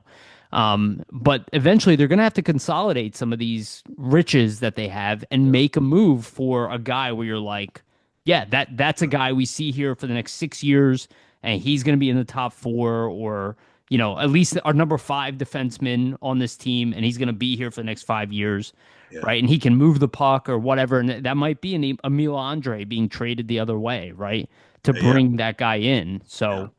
Maybe that's kind of the weird position we're in this season, where we might see that by the end of the year, right? Or the trade deadline this year, where we see assets being moved the other way that are good players, but we just need something else, right? We need a Well, In a different type certain of player. role. Yeah. Yeah, I'll put a name out there among your forward group.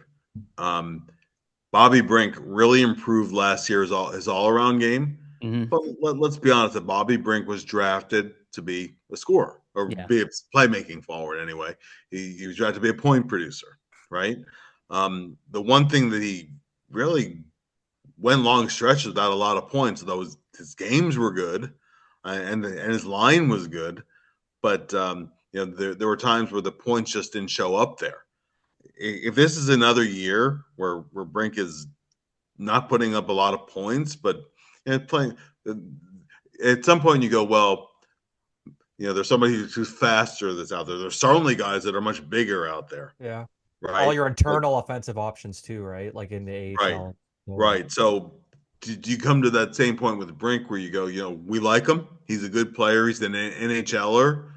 But is that when we're doing roster construction for the long term, is there somebody else who might have a role to play? Like if you have, because Barkey's on the smaller side too. Could a guy like Barkey come in, take a job, and then you're figuring, well, we don't want to be too small in the wing because Michkov's not a big guy, right? TK is not a big guy. TK's not a big guy, exactly. So you go to a point, we like what Brinker adds, like individually, but when we're putting the puzzle pieces together, is he part of that puzzle? And the answer might end up being no, but without reflecting negatively on him, but it's all about how you put the pieces together. Yeah, and he's a valuable piece to trade as well. And this is the same thing. Like before Frost was traded last year, I brought this up because I was like, he's an RFA, he's gonna want more money, and I can't see the Flyers giving it to him. And if you look at Bobby Brink, he's gonna be an RFA. Similar situation. He's gonna want more money in term. And the Flyers might not be ready to commit to that when you have guys like Bump and Barkey and Gabrankin, other guys you can throw in the third line, or even Luchanko, right? Nesbitt's coming up soon, Porter Martone. It's like eventually you're going to be like, okay, well, now here's an opportunity to make a move, maybe make a bigger trade, and Barkey's part of that, right? Yeah. Yeah. I think it was a big point that Briere, to be honest, brought up in his press conference now, that you're kind of seeing all these younger guys starting to filter in, and it kind of creates that internal competition. I think that's how you start to breed, more successful teams and organizations, right, in general. So it's pretty interesting. Find your roles out. So, Bill, we've been going for a while, so I don't want to hold you too much longer, but we have one final question for you. This season, what are your expectations? How do you see the Flyers finishing? And again, this is a very early conversation. Obviously, your opinion could change. Our opinion could change. But, how do you think the season finishes? And based off of your gut feeling right now, how do you think that changes? Like, what does that mean for the leadership group right now? Like, based off of your expectations of the season, do you think they just keep going in the direction? Do you think they pivot? Do you think they move up the aggression? In a certain sense of like trading or anything like that? Well, the real early crystal ball in this, going from 76 points last year, which means you need a lot of improvement, right? Yes, a lot of improvement. 20 points. To even they're really in the mix, right? Not 96 would get him in most years. Not every year. There's some years where it Calgary doesn't. didn't make it in last year, Yeah, 96. exactly. No, Yeah. they missed because of the tiebreaker, Yeah. right? I watched a lot of Flames hockey in the second half of the year, and they were you go into a couple of games here, 1 point here, just 1 point. Yeah. At any point in the year would have gotten them in because the One overtime tiebreaker. loss, right? Yeah. Yeah, yeah. I watching Frost and Farabee, and Sure. I was able to get a pretty good scouting report on Vladar before he came over, and I really like watching Matt Coronado because he's a really exciting player. Oh yeah, a really good player. So I just enjoyed watching that team. Obviously the two guys that were here, but just in general. But in terms of where the Flyers can get to this year, if the Flyers could go from 76 to 87 points, that's a pretty solid improvement in a year. That still doesn't get you in the playoffs, but having a year where you're on a lot of guys on expiring contracts, right? You can really see who you want to commit to long term. Now the thing is that being an 87 point team, you're probably picking around 10th in the draft. So but look, the Islanders were 10th this year, and they won the damn lottery. They got. You never know what's going to happen. That's a great point. Yeah. So you don't know how that's going to end up playing out. Maybe for once you get lucky, but I don't see just on paper the team making the playoffs. I still, I think both goalies have to improve consistency. Both of them have to stay healthy because they both have injury histories. The power play has to go from 15% to, even if you're 19%, you're still. It would be now 19% still puts you in the bottom half of the league. I know, but still, that's enough to win you some games, right there, right? It's not a net negative. That's not a net negative. So, I think the PK will transition pretty smoothly with Todd Reardon. Ton of respect and admiration for Brad Shaw. He did a tremendous job. Yeah, he did. But I think Todd Reardon will do a very good job too. I think Yogi can add some stuff to the power play. Really want to see what Zegras can do in the power play. I really want to see what if York gets time. Really want to see Drysdale. He needs to be a productive offensive defenseman. That still is the number one thing you acquired him for. The number one thing he was drafted where he was for. Yeah. He has to take a big step this year. So if all of those things happen, if all the above happen, then maybe we're talking. That 20-point improvement. But that's a lot to ask. So that's kind of where I have it. I think Michkov will continue to get better, and and some of the young guys will take the next step. Other guys might kind of stay where they are a little. That seems to be how it works. Yeah, it seems to be the. Yeah. Do you can't have everybody taking those positive steps all at once, right? Sometimes take a step back. It's unlikely. Do you think Michkov is due for that point per game season? Because you can make the case if he didn't have that 1 month of slowdown period. I mean, he was right there with point per game. I think year 3 is going to be his explosion year. Okay, that's fair. Okay. I think he'll be better. Slump is very real. Be better than last year. I do worry a little bit about a slow start potentially. Okay. New coach. Yeah, make sure his conditioning is where it needs to be. Those kind of things, right? Like the systems are a little bit different. Now, I mean, this is the flip side thing, right? Other teams have a book on him now, but he has a book on other players' teams too. Sure. But I think that even if he starts slow, he'll get better and better as the year goes along, and I expect him to finish higher, maybe even 30 goals this year. But being a point per game guy, I really expect a progression with him, guys, a little bit like Kucherov had. Yeah. where year 3 was really his takeoff year. You Yeah. look back, Derek Lindros, year 3 was his takeoff year. That was his MVP year. It's It's quite not it's it's not out of the ordinary that happens, right? Yeah. yeah, it's very common for the guy in year 3 to be really where he just feels like I know what I'm doing, I know what works for me, what doesn't work for me.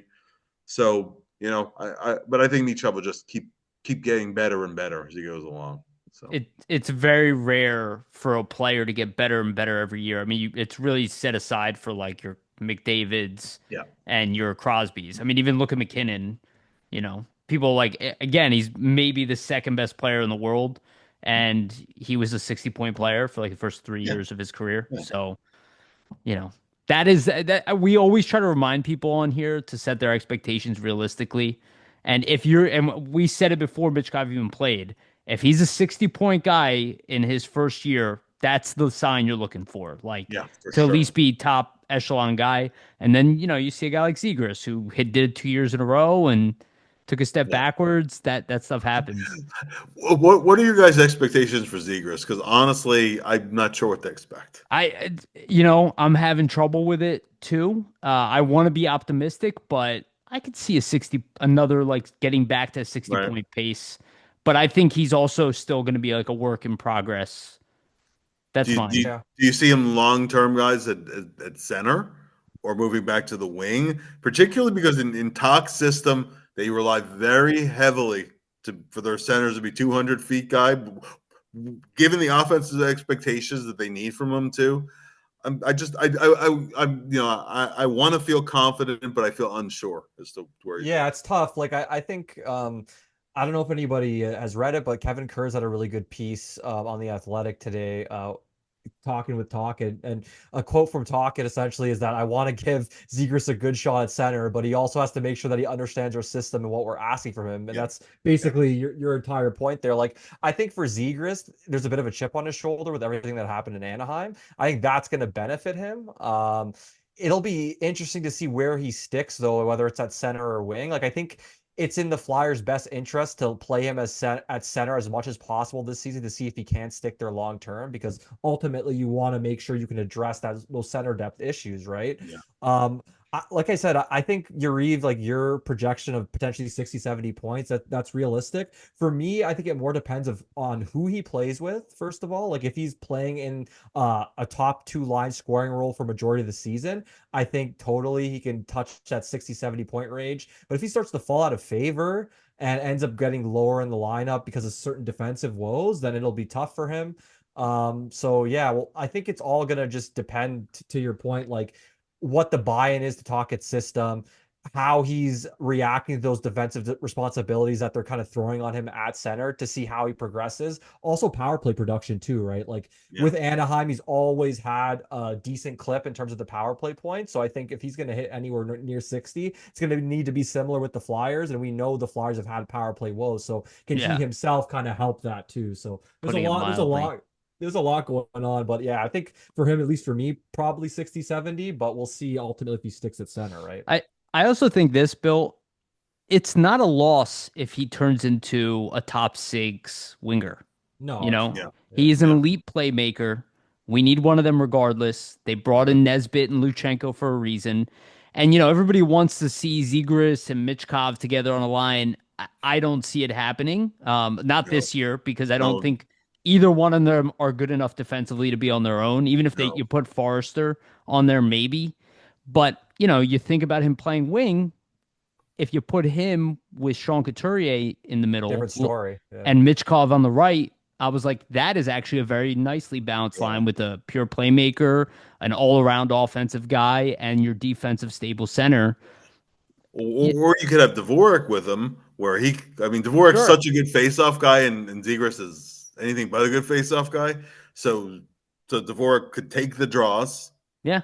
right, and then move over to the wing, and Yeah. that's something Or even Cates, that maybe Yeah. because Cates is so reliable, just like Dvorak. It's Especially like, in terms of the defensive Yeah. game, yeah. I Yeah. think for Zegras, one thing to highlight too is I know in Anaheim, right? Like him getting moved from center to wing, he wasn't a huge fan of that. So I just wonder like how he would react here in Philadelphia if they move him to wing as well. I know all players say I'll do anything to play, I'll do anything for the team. I'll play wing, I'll play wherever you put me in the lineup. But I just think if you're a player, you have your preference on where you want to be ultimately. Yeah. I think for him it's at center, but is he going to be able to actually stick there with the defensive responsibilities? That's the real big question mark, maybe potentially of the season for the Flyers, right?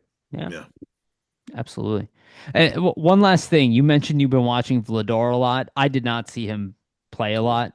Did we get at least, outside of the health issues, did we get a good guy? Is he, on the surface, he seems like a competent backup, but Well, I mean, last year, and he was coming off a hip surgery, because he has a bit of an injury history, which worries me a little because he does and Urson both have some injury history going on. But now Vladar struggled until the Four Nations, and then after the Four Nations, he was tremendous. I actually, and you don't only go by stats, right? But like his raw numbers in his 7 starts were actually better than Wolf's, both goals against and save percentage. It just felt like he always gave Calgary a chance to win in the 7 games he played from the beginning of March to the end of the year. So if that's the guy they're getting, then you have a 1B potentially, right? Well, let's hope. If you have the guy who before the hip surgery, he had a stretch where he had back-to-back shutouts, and then the one game or back-to-back shuts, and then the game after that, I think he had 35 saves on 37 shots, and was just made like 3 breakaway stops in that game, and he was runner-up for NHL Player of the Week, and then he hurt his hip.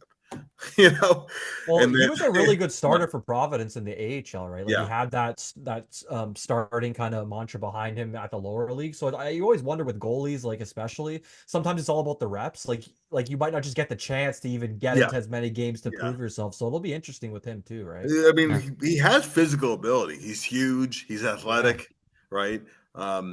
He's a good goaltending partner. He's not going to be a guy who's going to pout and sulk if he's not starting. There's a lot of elements there that I think he could help the team. But given his injury history, his inconsistency, and kind of how hot and cold he tends to run, we'll see. But I do think that there'll be times you see him where he's really on. This guy should be playing more. So and then just all has to put it all together. But we can see the same thing with Urson, right? Because it's like, well, that's the problem. Urson could be good for a month or 6 weeks, and then not so good for the next. He gets month. injured and then comes back slow. That was last season, right? He had a really good stretch going into that Bruins game. I think a shutout. Then ended up playing, gets hurt, and then after that injury, even at the beginning of the season, he was never really the same. So I think for Urson, it's just staying healthy. I think. You look at Team Sweden, right? They're selecting him. He goes to those tournaments. Four Nations, obviously, World Championships, plays really well at both in the reps that he gets. I think the talent's there for Urson. It's just more about, can he stay healthy? Can he be consistent, right? And he's still a young goalie too. It's funny to me because I see people write him off already, and he's not even past 25 years old. Yeah. And it's just for goalies. Some guys don't even enter the league until rookie. 25. That's like rookie. 26. Yeah, exactly. It's hard to really put a label on him. I think there's still a lot of time left to see what he could be. So yeah. Totally agree. All right, we took up your time enough. You were amazing. You gave us a lot to talk about, and you stayed on very late with us. So, Bill, where you have anything you want to advertise on here? Obviously, if you want to give a shout out to Hockey Hot Stove, which I know is growing. And obviously your work on NHL.com, Flyers, NHL.com. Anything else you want to tell people about? Yeah. So the 3 hats I wear, as you said, Hockey Hot Stove, right for the Flyers website, and actually probably about 15 minutes ago, just had an article probably post because it was timed, I think, to be in conjunction with the Flyers are doing the new docuseries. Oh, right. I'm gonna watch that. After we got a little sneak preview of it, so kind of things for people who don't get to watch it till tomorrow can look for. And I think the other thing I'm really excited about is I helped Dave Schultz with parts of his book, and the book Hammered is Awesome. coming out next month. So that's I mean that was a kind of labor of love. I did the hockey sections of the book with Dave, and the other co-author Dan Robson did most of the off ice stuff. That's awesome. That's awesome. Yeah, you do a lot with the alumni in general, Yes, don't you? Yeah. yeah, I'm the alumni's content manager, so that's Right. the other hat I wear. Yeah. So It's yeah. awesome. All right, Bill. Thank you again so much. We really appreciate you coming on. Your your insight is always valued. So we really appreciate you coming on here and excited for the year. Excited for hockey. Always a great time. Let's do this again when we can. Yeah, definitely. Absolutely. Thanks, Thank you, Bill. Bill. Sounds good. So that was a great segment with Bill Meltzer. We got a lot of insight there. Um, Yeah, his obvi- input is amazing on everything hockey. So happy to have Bill on yeah. always, right? Well, it's also really nice that he like spent time watching Dan Vladar. You know what I mean? Because a lot of us are kind of guessing because maybe we saw Vladar play a game or two, but he, like he said, he was really keeping track of Calgary in particular with the Frost and Farabee trades.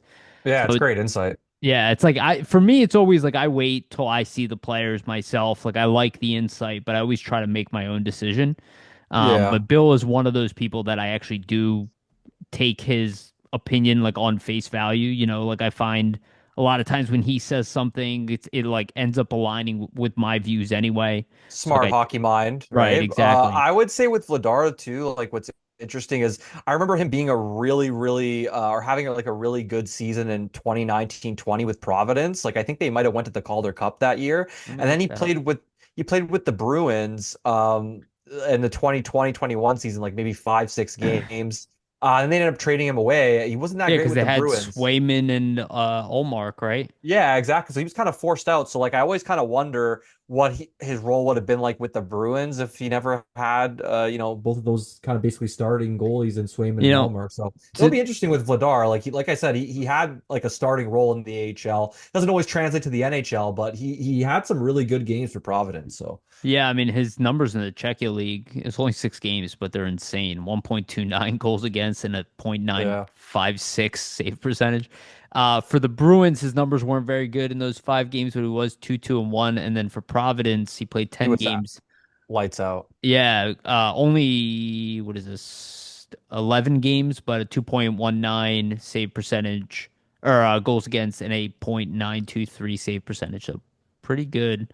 And again, his numbers last year, his goals against at least were good. So we'll see. We'll see how he does. I mean, it's a big deal. The problem with this team is there's so many question marks. You know, it's like Yeah. the goaltending, the power play, the who's gonna fill out the D. You know, how Oh, are the lines 100%. gonna how are the lines gonna fit There's in? a lot of question marks. I think for me, just in terms of the expectations, because that was like the final question for Bill.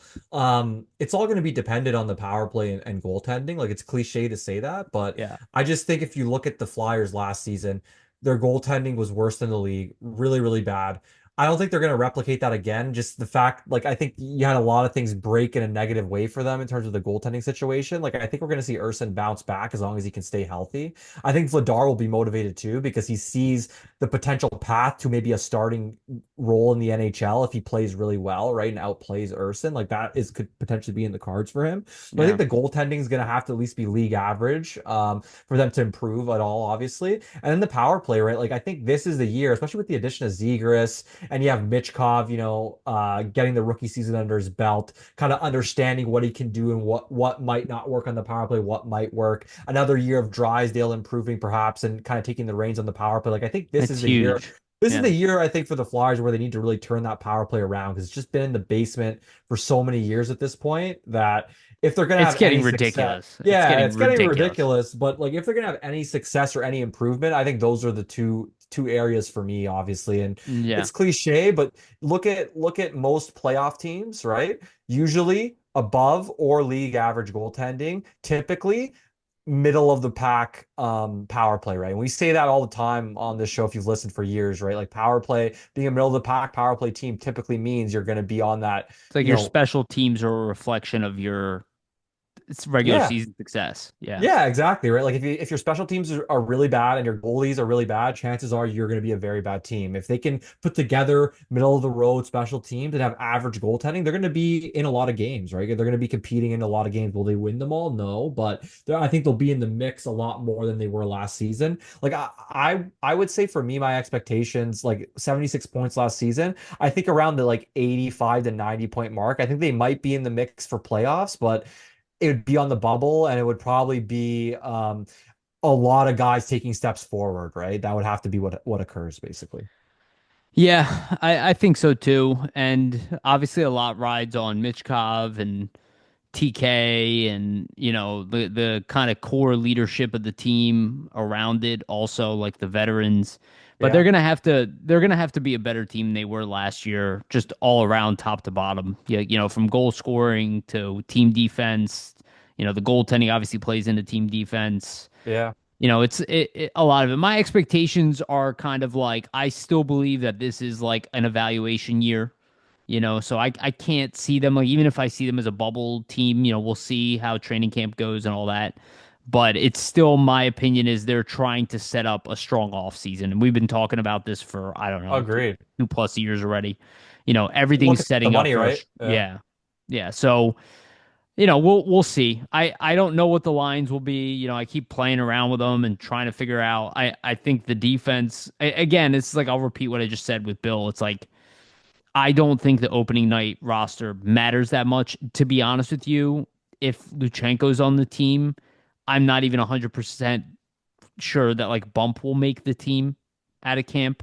Like I'm more in the sense that I like yeah. Luchanko is like near 100% because of his situation. I just think they don't want to send him back to the O and it doesn't make a lot of Right. sense to, right? So you're Exactly. kind So of they're your going to give him hands a try forced. anyway. And if he Yeah. doesn't work out, they send him to the OHL. He gets traded or whatever inevitably, and he goes and plays a year in the OHL. And then they call up a guy like Bump, or Gabrankin Yeah. or something, right? But like, To I be don't. honest, yeah. Why not just have Yeah. a guy like Obels playing on the fourth line, He wasn't Or bad too. Yeah. right? That's what I'm saying. Like, if you're just gonna play a guy 9 minutes a night, Well, what do you really want Bump playing 9 minutes a see, night, that's my transitioning into thing. the And pros? yeah, that's why I think like if you're looking at first of all the roster battles, I think Luchenko's a shoe-in just because they ultimately don't want to put him in the OHL. If he has his 9 game trial and really struggles, then their hand will be forced because they don't want to deter his development at all. But Sure. like I think if Luchenko's making your team, he's in that third line center role. You don't want to play him on the fourth line on a nightly basis. Just doesn't make sense unless you're going to play your fourth line like a third line and kind of reward them like if one line's going one night, one line's going another night, we kind of base the minutes on that. Like maybe that's how you handle it. But Yeah. I think just with Luchenko being a shoe-in, like to me, Grebenkin's like I think that's just going to make that fourth line spot because I think they don't. I think the management staff doesn't have as much of a problem starting Grebenkin on the fourth line. As they And do in that, Bump. yeah, exactly, Yeah. right? Like I just think that role is more suited to Grebenkin's game and his physicality, and they don't think that Bump is really ever going to be a fourth line type of player. I don't think Grebenkin is suited to be a fourth line player necessarily as well, but Well, he's plus more suited than Bump is. and he has 2 years in the AHL already. You know what I mean? He's Exactly, done yeah. his time. So it's like I could see that. I also see a case where like they just wait for injuries and wait to That find out, too. because like a lot of See these who guys are earns it, still yeah. well, they're all really young and they're better off playing minutes for the Then fourth Phantoms, line minutes, yeah. and that's kind of where it is. And it's like I know a lot. I've heard that like people are like, oh well, Luchenko could play on the fourth line. I'm like, I But disagree why? with that. Yeah. But why? And I might be in maybe more of a lone camp on this one, but I think Luchenko is clear cut the best one of these players. I don't think that Bump is on Luchenko's level. I know I'm probably the only one who's saying that. I think a lot of it is Not because people really. I haven't seen mean, him, but I think he's clear cut the best player of them, of all yeah, of the young guys. I think if you put everything together, all their game, like the For offensive game, the yes, penalty killing, the skating, like if you put all the skill sets and the fastest together from all three players, I think Luchenko is the better all around player. He's obviously younger, so I think that is a detriment to him, just in the fact that sure. Bump and Grebenkin have more They're more experience at the physically NCAA mature. level. more too. Yeah. physically mature. Grebenkin obviously in the AHL and some KHL time. But yeah, like I think Luchanko, I mean, I think he's gonna make the team. It'll just be what capacity is it gonna be in, and does he ultimately stay past, the trial, right? So Yeah. we'll kind of see what happens. I But there's now that we went over it, like it's gonna be an interesting training camp because there's just a lot up in the air in This is what terms of Danny the was talking forward. about. Yeah, Yeah. the forward core, the defensive spots, but You it's have a really like good. you have like six players on Oh yeah. D and at forward that could It's be. a good thing though, Yeah. because the competition is breeding guys wanting to get better. Because all these guys want to make the team ultimately, right? That's their goal is to make the NHL. So that's how you get players that, push each other and you kind of create that culture that is constantly developing players and seeing them progress, right? Because you have so many guys vying for those NHL spots. And Yeah. I think that's a great, like for me, like, and kind of where the team's going and the expectations. Like I look at Briere's press conference, he had this quote: the goal is to build a team that's going to become a contender for years to come. The goal is not just to make the playoffs one year, get knocked out, disappear for 2 years. It's about building a team that eventually will have a shot at winning some rounds and winning a Stanley Cup for years to come and be there year after year. And I think just what this regime has told us, right? Like think about what their overarching plan was a few years ago when they kind of came into fruition as this management core with Briere and Jones and Hilferty. They have not strayed from the plan. I think that's a really encouraging sign to see because even though they haven't been successful, they're still trying to build and iterate and add these young guys and create that internal competition. And then when the money becomes free, to eventually make your additions, right? So I think we're kind of getting to that point. It's going to be interesting, I think, between now and probably the 2027 season, what shakes out with this roster. Because I think there's going to be a lot of change just in terms of what young guys we see enter the mix and even turnover in terms of what young guys and prospects and guys in the organization end up getting traded for other assets that fill roles that we like talked about earlier in the show. So yeah, it's just the organization's in a real interesting spot. So Yeah, it's a lot of people like look at the Montreal Canadiens as like a successful rebuild. I think the Flyers are like a year behind that, you know? I would agree. Yeah. They went out, they made their big move by getting Dobson. You know what I mean? Like that's where I think the Flyers are heading into in 2026 off season. Is like they're gonna look to that's why I was Make a talking about splash. that. Yeah. We talked about it a lot. It's like they have all these assets, all these players who could fit in these positions, and all these guys who could be in this role and that role. And it's like, okay, eventually you're gonna have to define these roles, and you're gonna have to move. Because you have another wave of young guys coming in a year or two. So it's like you're gonna have to figure this out, and you can't just hold on to all these guys and just keep them in the Well, their minors value will for diminish, right? Like right. you have to execute on what value they have to potentially turn it into a role you might need to fill. So Yeah, yeah, there's a lot of stuff that's going to be happening with this team the next couple of years. So it's going to be interesting for sure. yeah, and yeah, I think they need to figure it out like soon, and even the goaltending situation, like it can't be. I don't know what's gonna happen with Zavragin and Bjarnason, but they're not gonna rely on Erison and Vladar like being 1Bs or, good backups as, alternating starters for that long. So there's still a lot to figure out here. So, like, it's going to be another one of these years where, people are probably going to start losing their patience this year. That's like my prediction. This is the year where I think people are going to start being like, okay, well, we want to see this team win. What's Briere doing? When's he going to do something to make this team And actually get closer to the right. playoffs? Things like that, And right? I think they know that, and I think they have this season to figure it out before the expectations Yeah, ramp up, right? Because then I agree. Porter Martone's coming and all that, and it's like, okay, yeah, you're gonna add Porter Martone, but it's like, okay, a young player, maybe if Porter Martone's, caliber will like elevate you slightly, but he's not gonna make you a playoff team, right? You really need Yeah.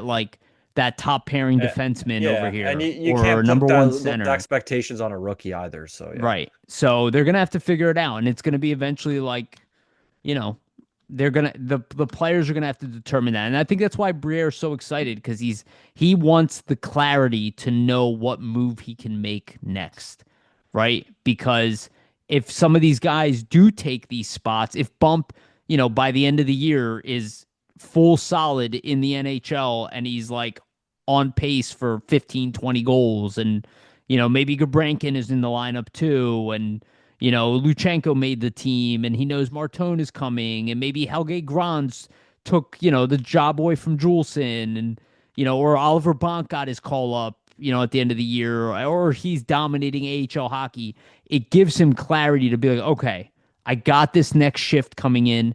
Now I can go make a move because Yeah, yeah. I'm gonna let some guys walk, or I'm gonna trade them off, or the Bobby Brink can finally be It'll traded. be another year of assessing these players and seeing what you Yes. can either what you can do with them in terms of them filling roles on your team or turning them into somebody that might fill that role. So Yeah. yeah. And the trade deadline might be an addition for the Flyers in, there could be like a trading of I wanted to say Dan Vladar, Dvorak, right? But they could be like looking to add a 25-year-old good player, right? Or a 23-year-old guy who's been on an NHL team who's looking for more time, like an Owen Well, Tippett type. just think about the new salary cap rules, right? Like teams aren't going to be able to just take salary on and use LTIR money and things like that. So you might have to trade guys that are actually decent players potentially if you want to move big Right. money into your team. So Right. we'll And the see. cap's going to go up. And as of right now, McDavid, Eichel, Kaprizov, those names are floating around. Maybe one of them makes it to free agency. They have to figure it out. They have to figure it out. So they have to know by midpoint this season what direction they are heading. And then they have to start working on those trades ahead of time so they can either execute on them in the trade deadline or in the off season. Yeah. And if they're not that good this year, they probably should do what they did this year and pull the Sell rug, off. Oh yeah. sell off again, and do it again, knowing that these young guys are coming. Because like Porter Martone is going to be somewhat of a game changer to this lineup. Yeah. And you're only gonna have so many chances to get that high draft pick. So like they have their This first is the rounders. last, So yes, this and is your this last year chance might be potentially. the last one. Where you're not like stuck in that mediocrity level because they will get better regardless. It's just they need to get much better. They can't Yeah, be into that playoff echelon every single that season, like 100-point team. Briere is alluding to, right? Like he wants to have these young guys filter in, so it's a contender every single season. You're a really good team making the playoffs every single season, not just one year, and then you're kind of It, back into a territory where you're a really bad team again. So yeah, it would be interesting. Like if Jamie Drysdale doesn't have a great year or something like that, like does he get traded with Brink in a first round pick, you know, to for bring like a big a game big, changer, yeah, yeah, like a veteran defenseman who's 28 years old and can play can on your top pair. can play 25 minutes a night or whatever. We'll see Um, for sure. we'll see. What I'm hoping is Briere still keeps the same mindset though that, and again, I'm going to go back to Fletcher's best trade, the Niskanen. Niskanen trade. Thank you. And you knew exactly what I was talking about. That Niskanen trade, you look for that type of opportunity to bring in that kind of vet in here. And, he was talking about Gill being like a Braden Coburn. Like, that's essentially what we need right now. We need, like, it would be awesome to find a Timonen who's like a borderline number one defenseman, but even like a Coburn guy who's like, could Steady, be, yeah, steady, yeah, man. You could just put him out there all situations, play with against the anybody. best players. Yep. Yeah. Which is like kind of what Sanheim is, only Sanheim is better than Coburn, but Coburn was in the sense he was just a workhorse.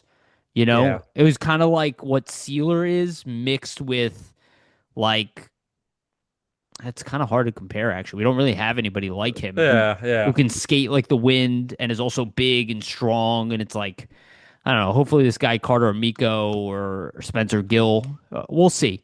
I think a lot of it depends on how good Bonk is. Yeah, there's a lot of question marks, like you said, right? That's So too many we'll question we'll marks, kind of man. see we'll see how these questions get answered and what happens, but nonetheless, with a lot of question marks, right? An interesting season ahead. Like there's going to be Yeah, a ton of storylines. we'll So we'll we're we'll yeah.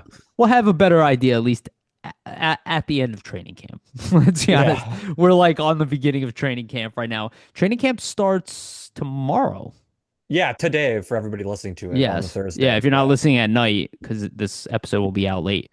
But yeah, it's gonna be a big day. Yeah, definitely. It'll be fun. Okay. Anything else you want to add before we close this out?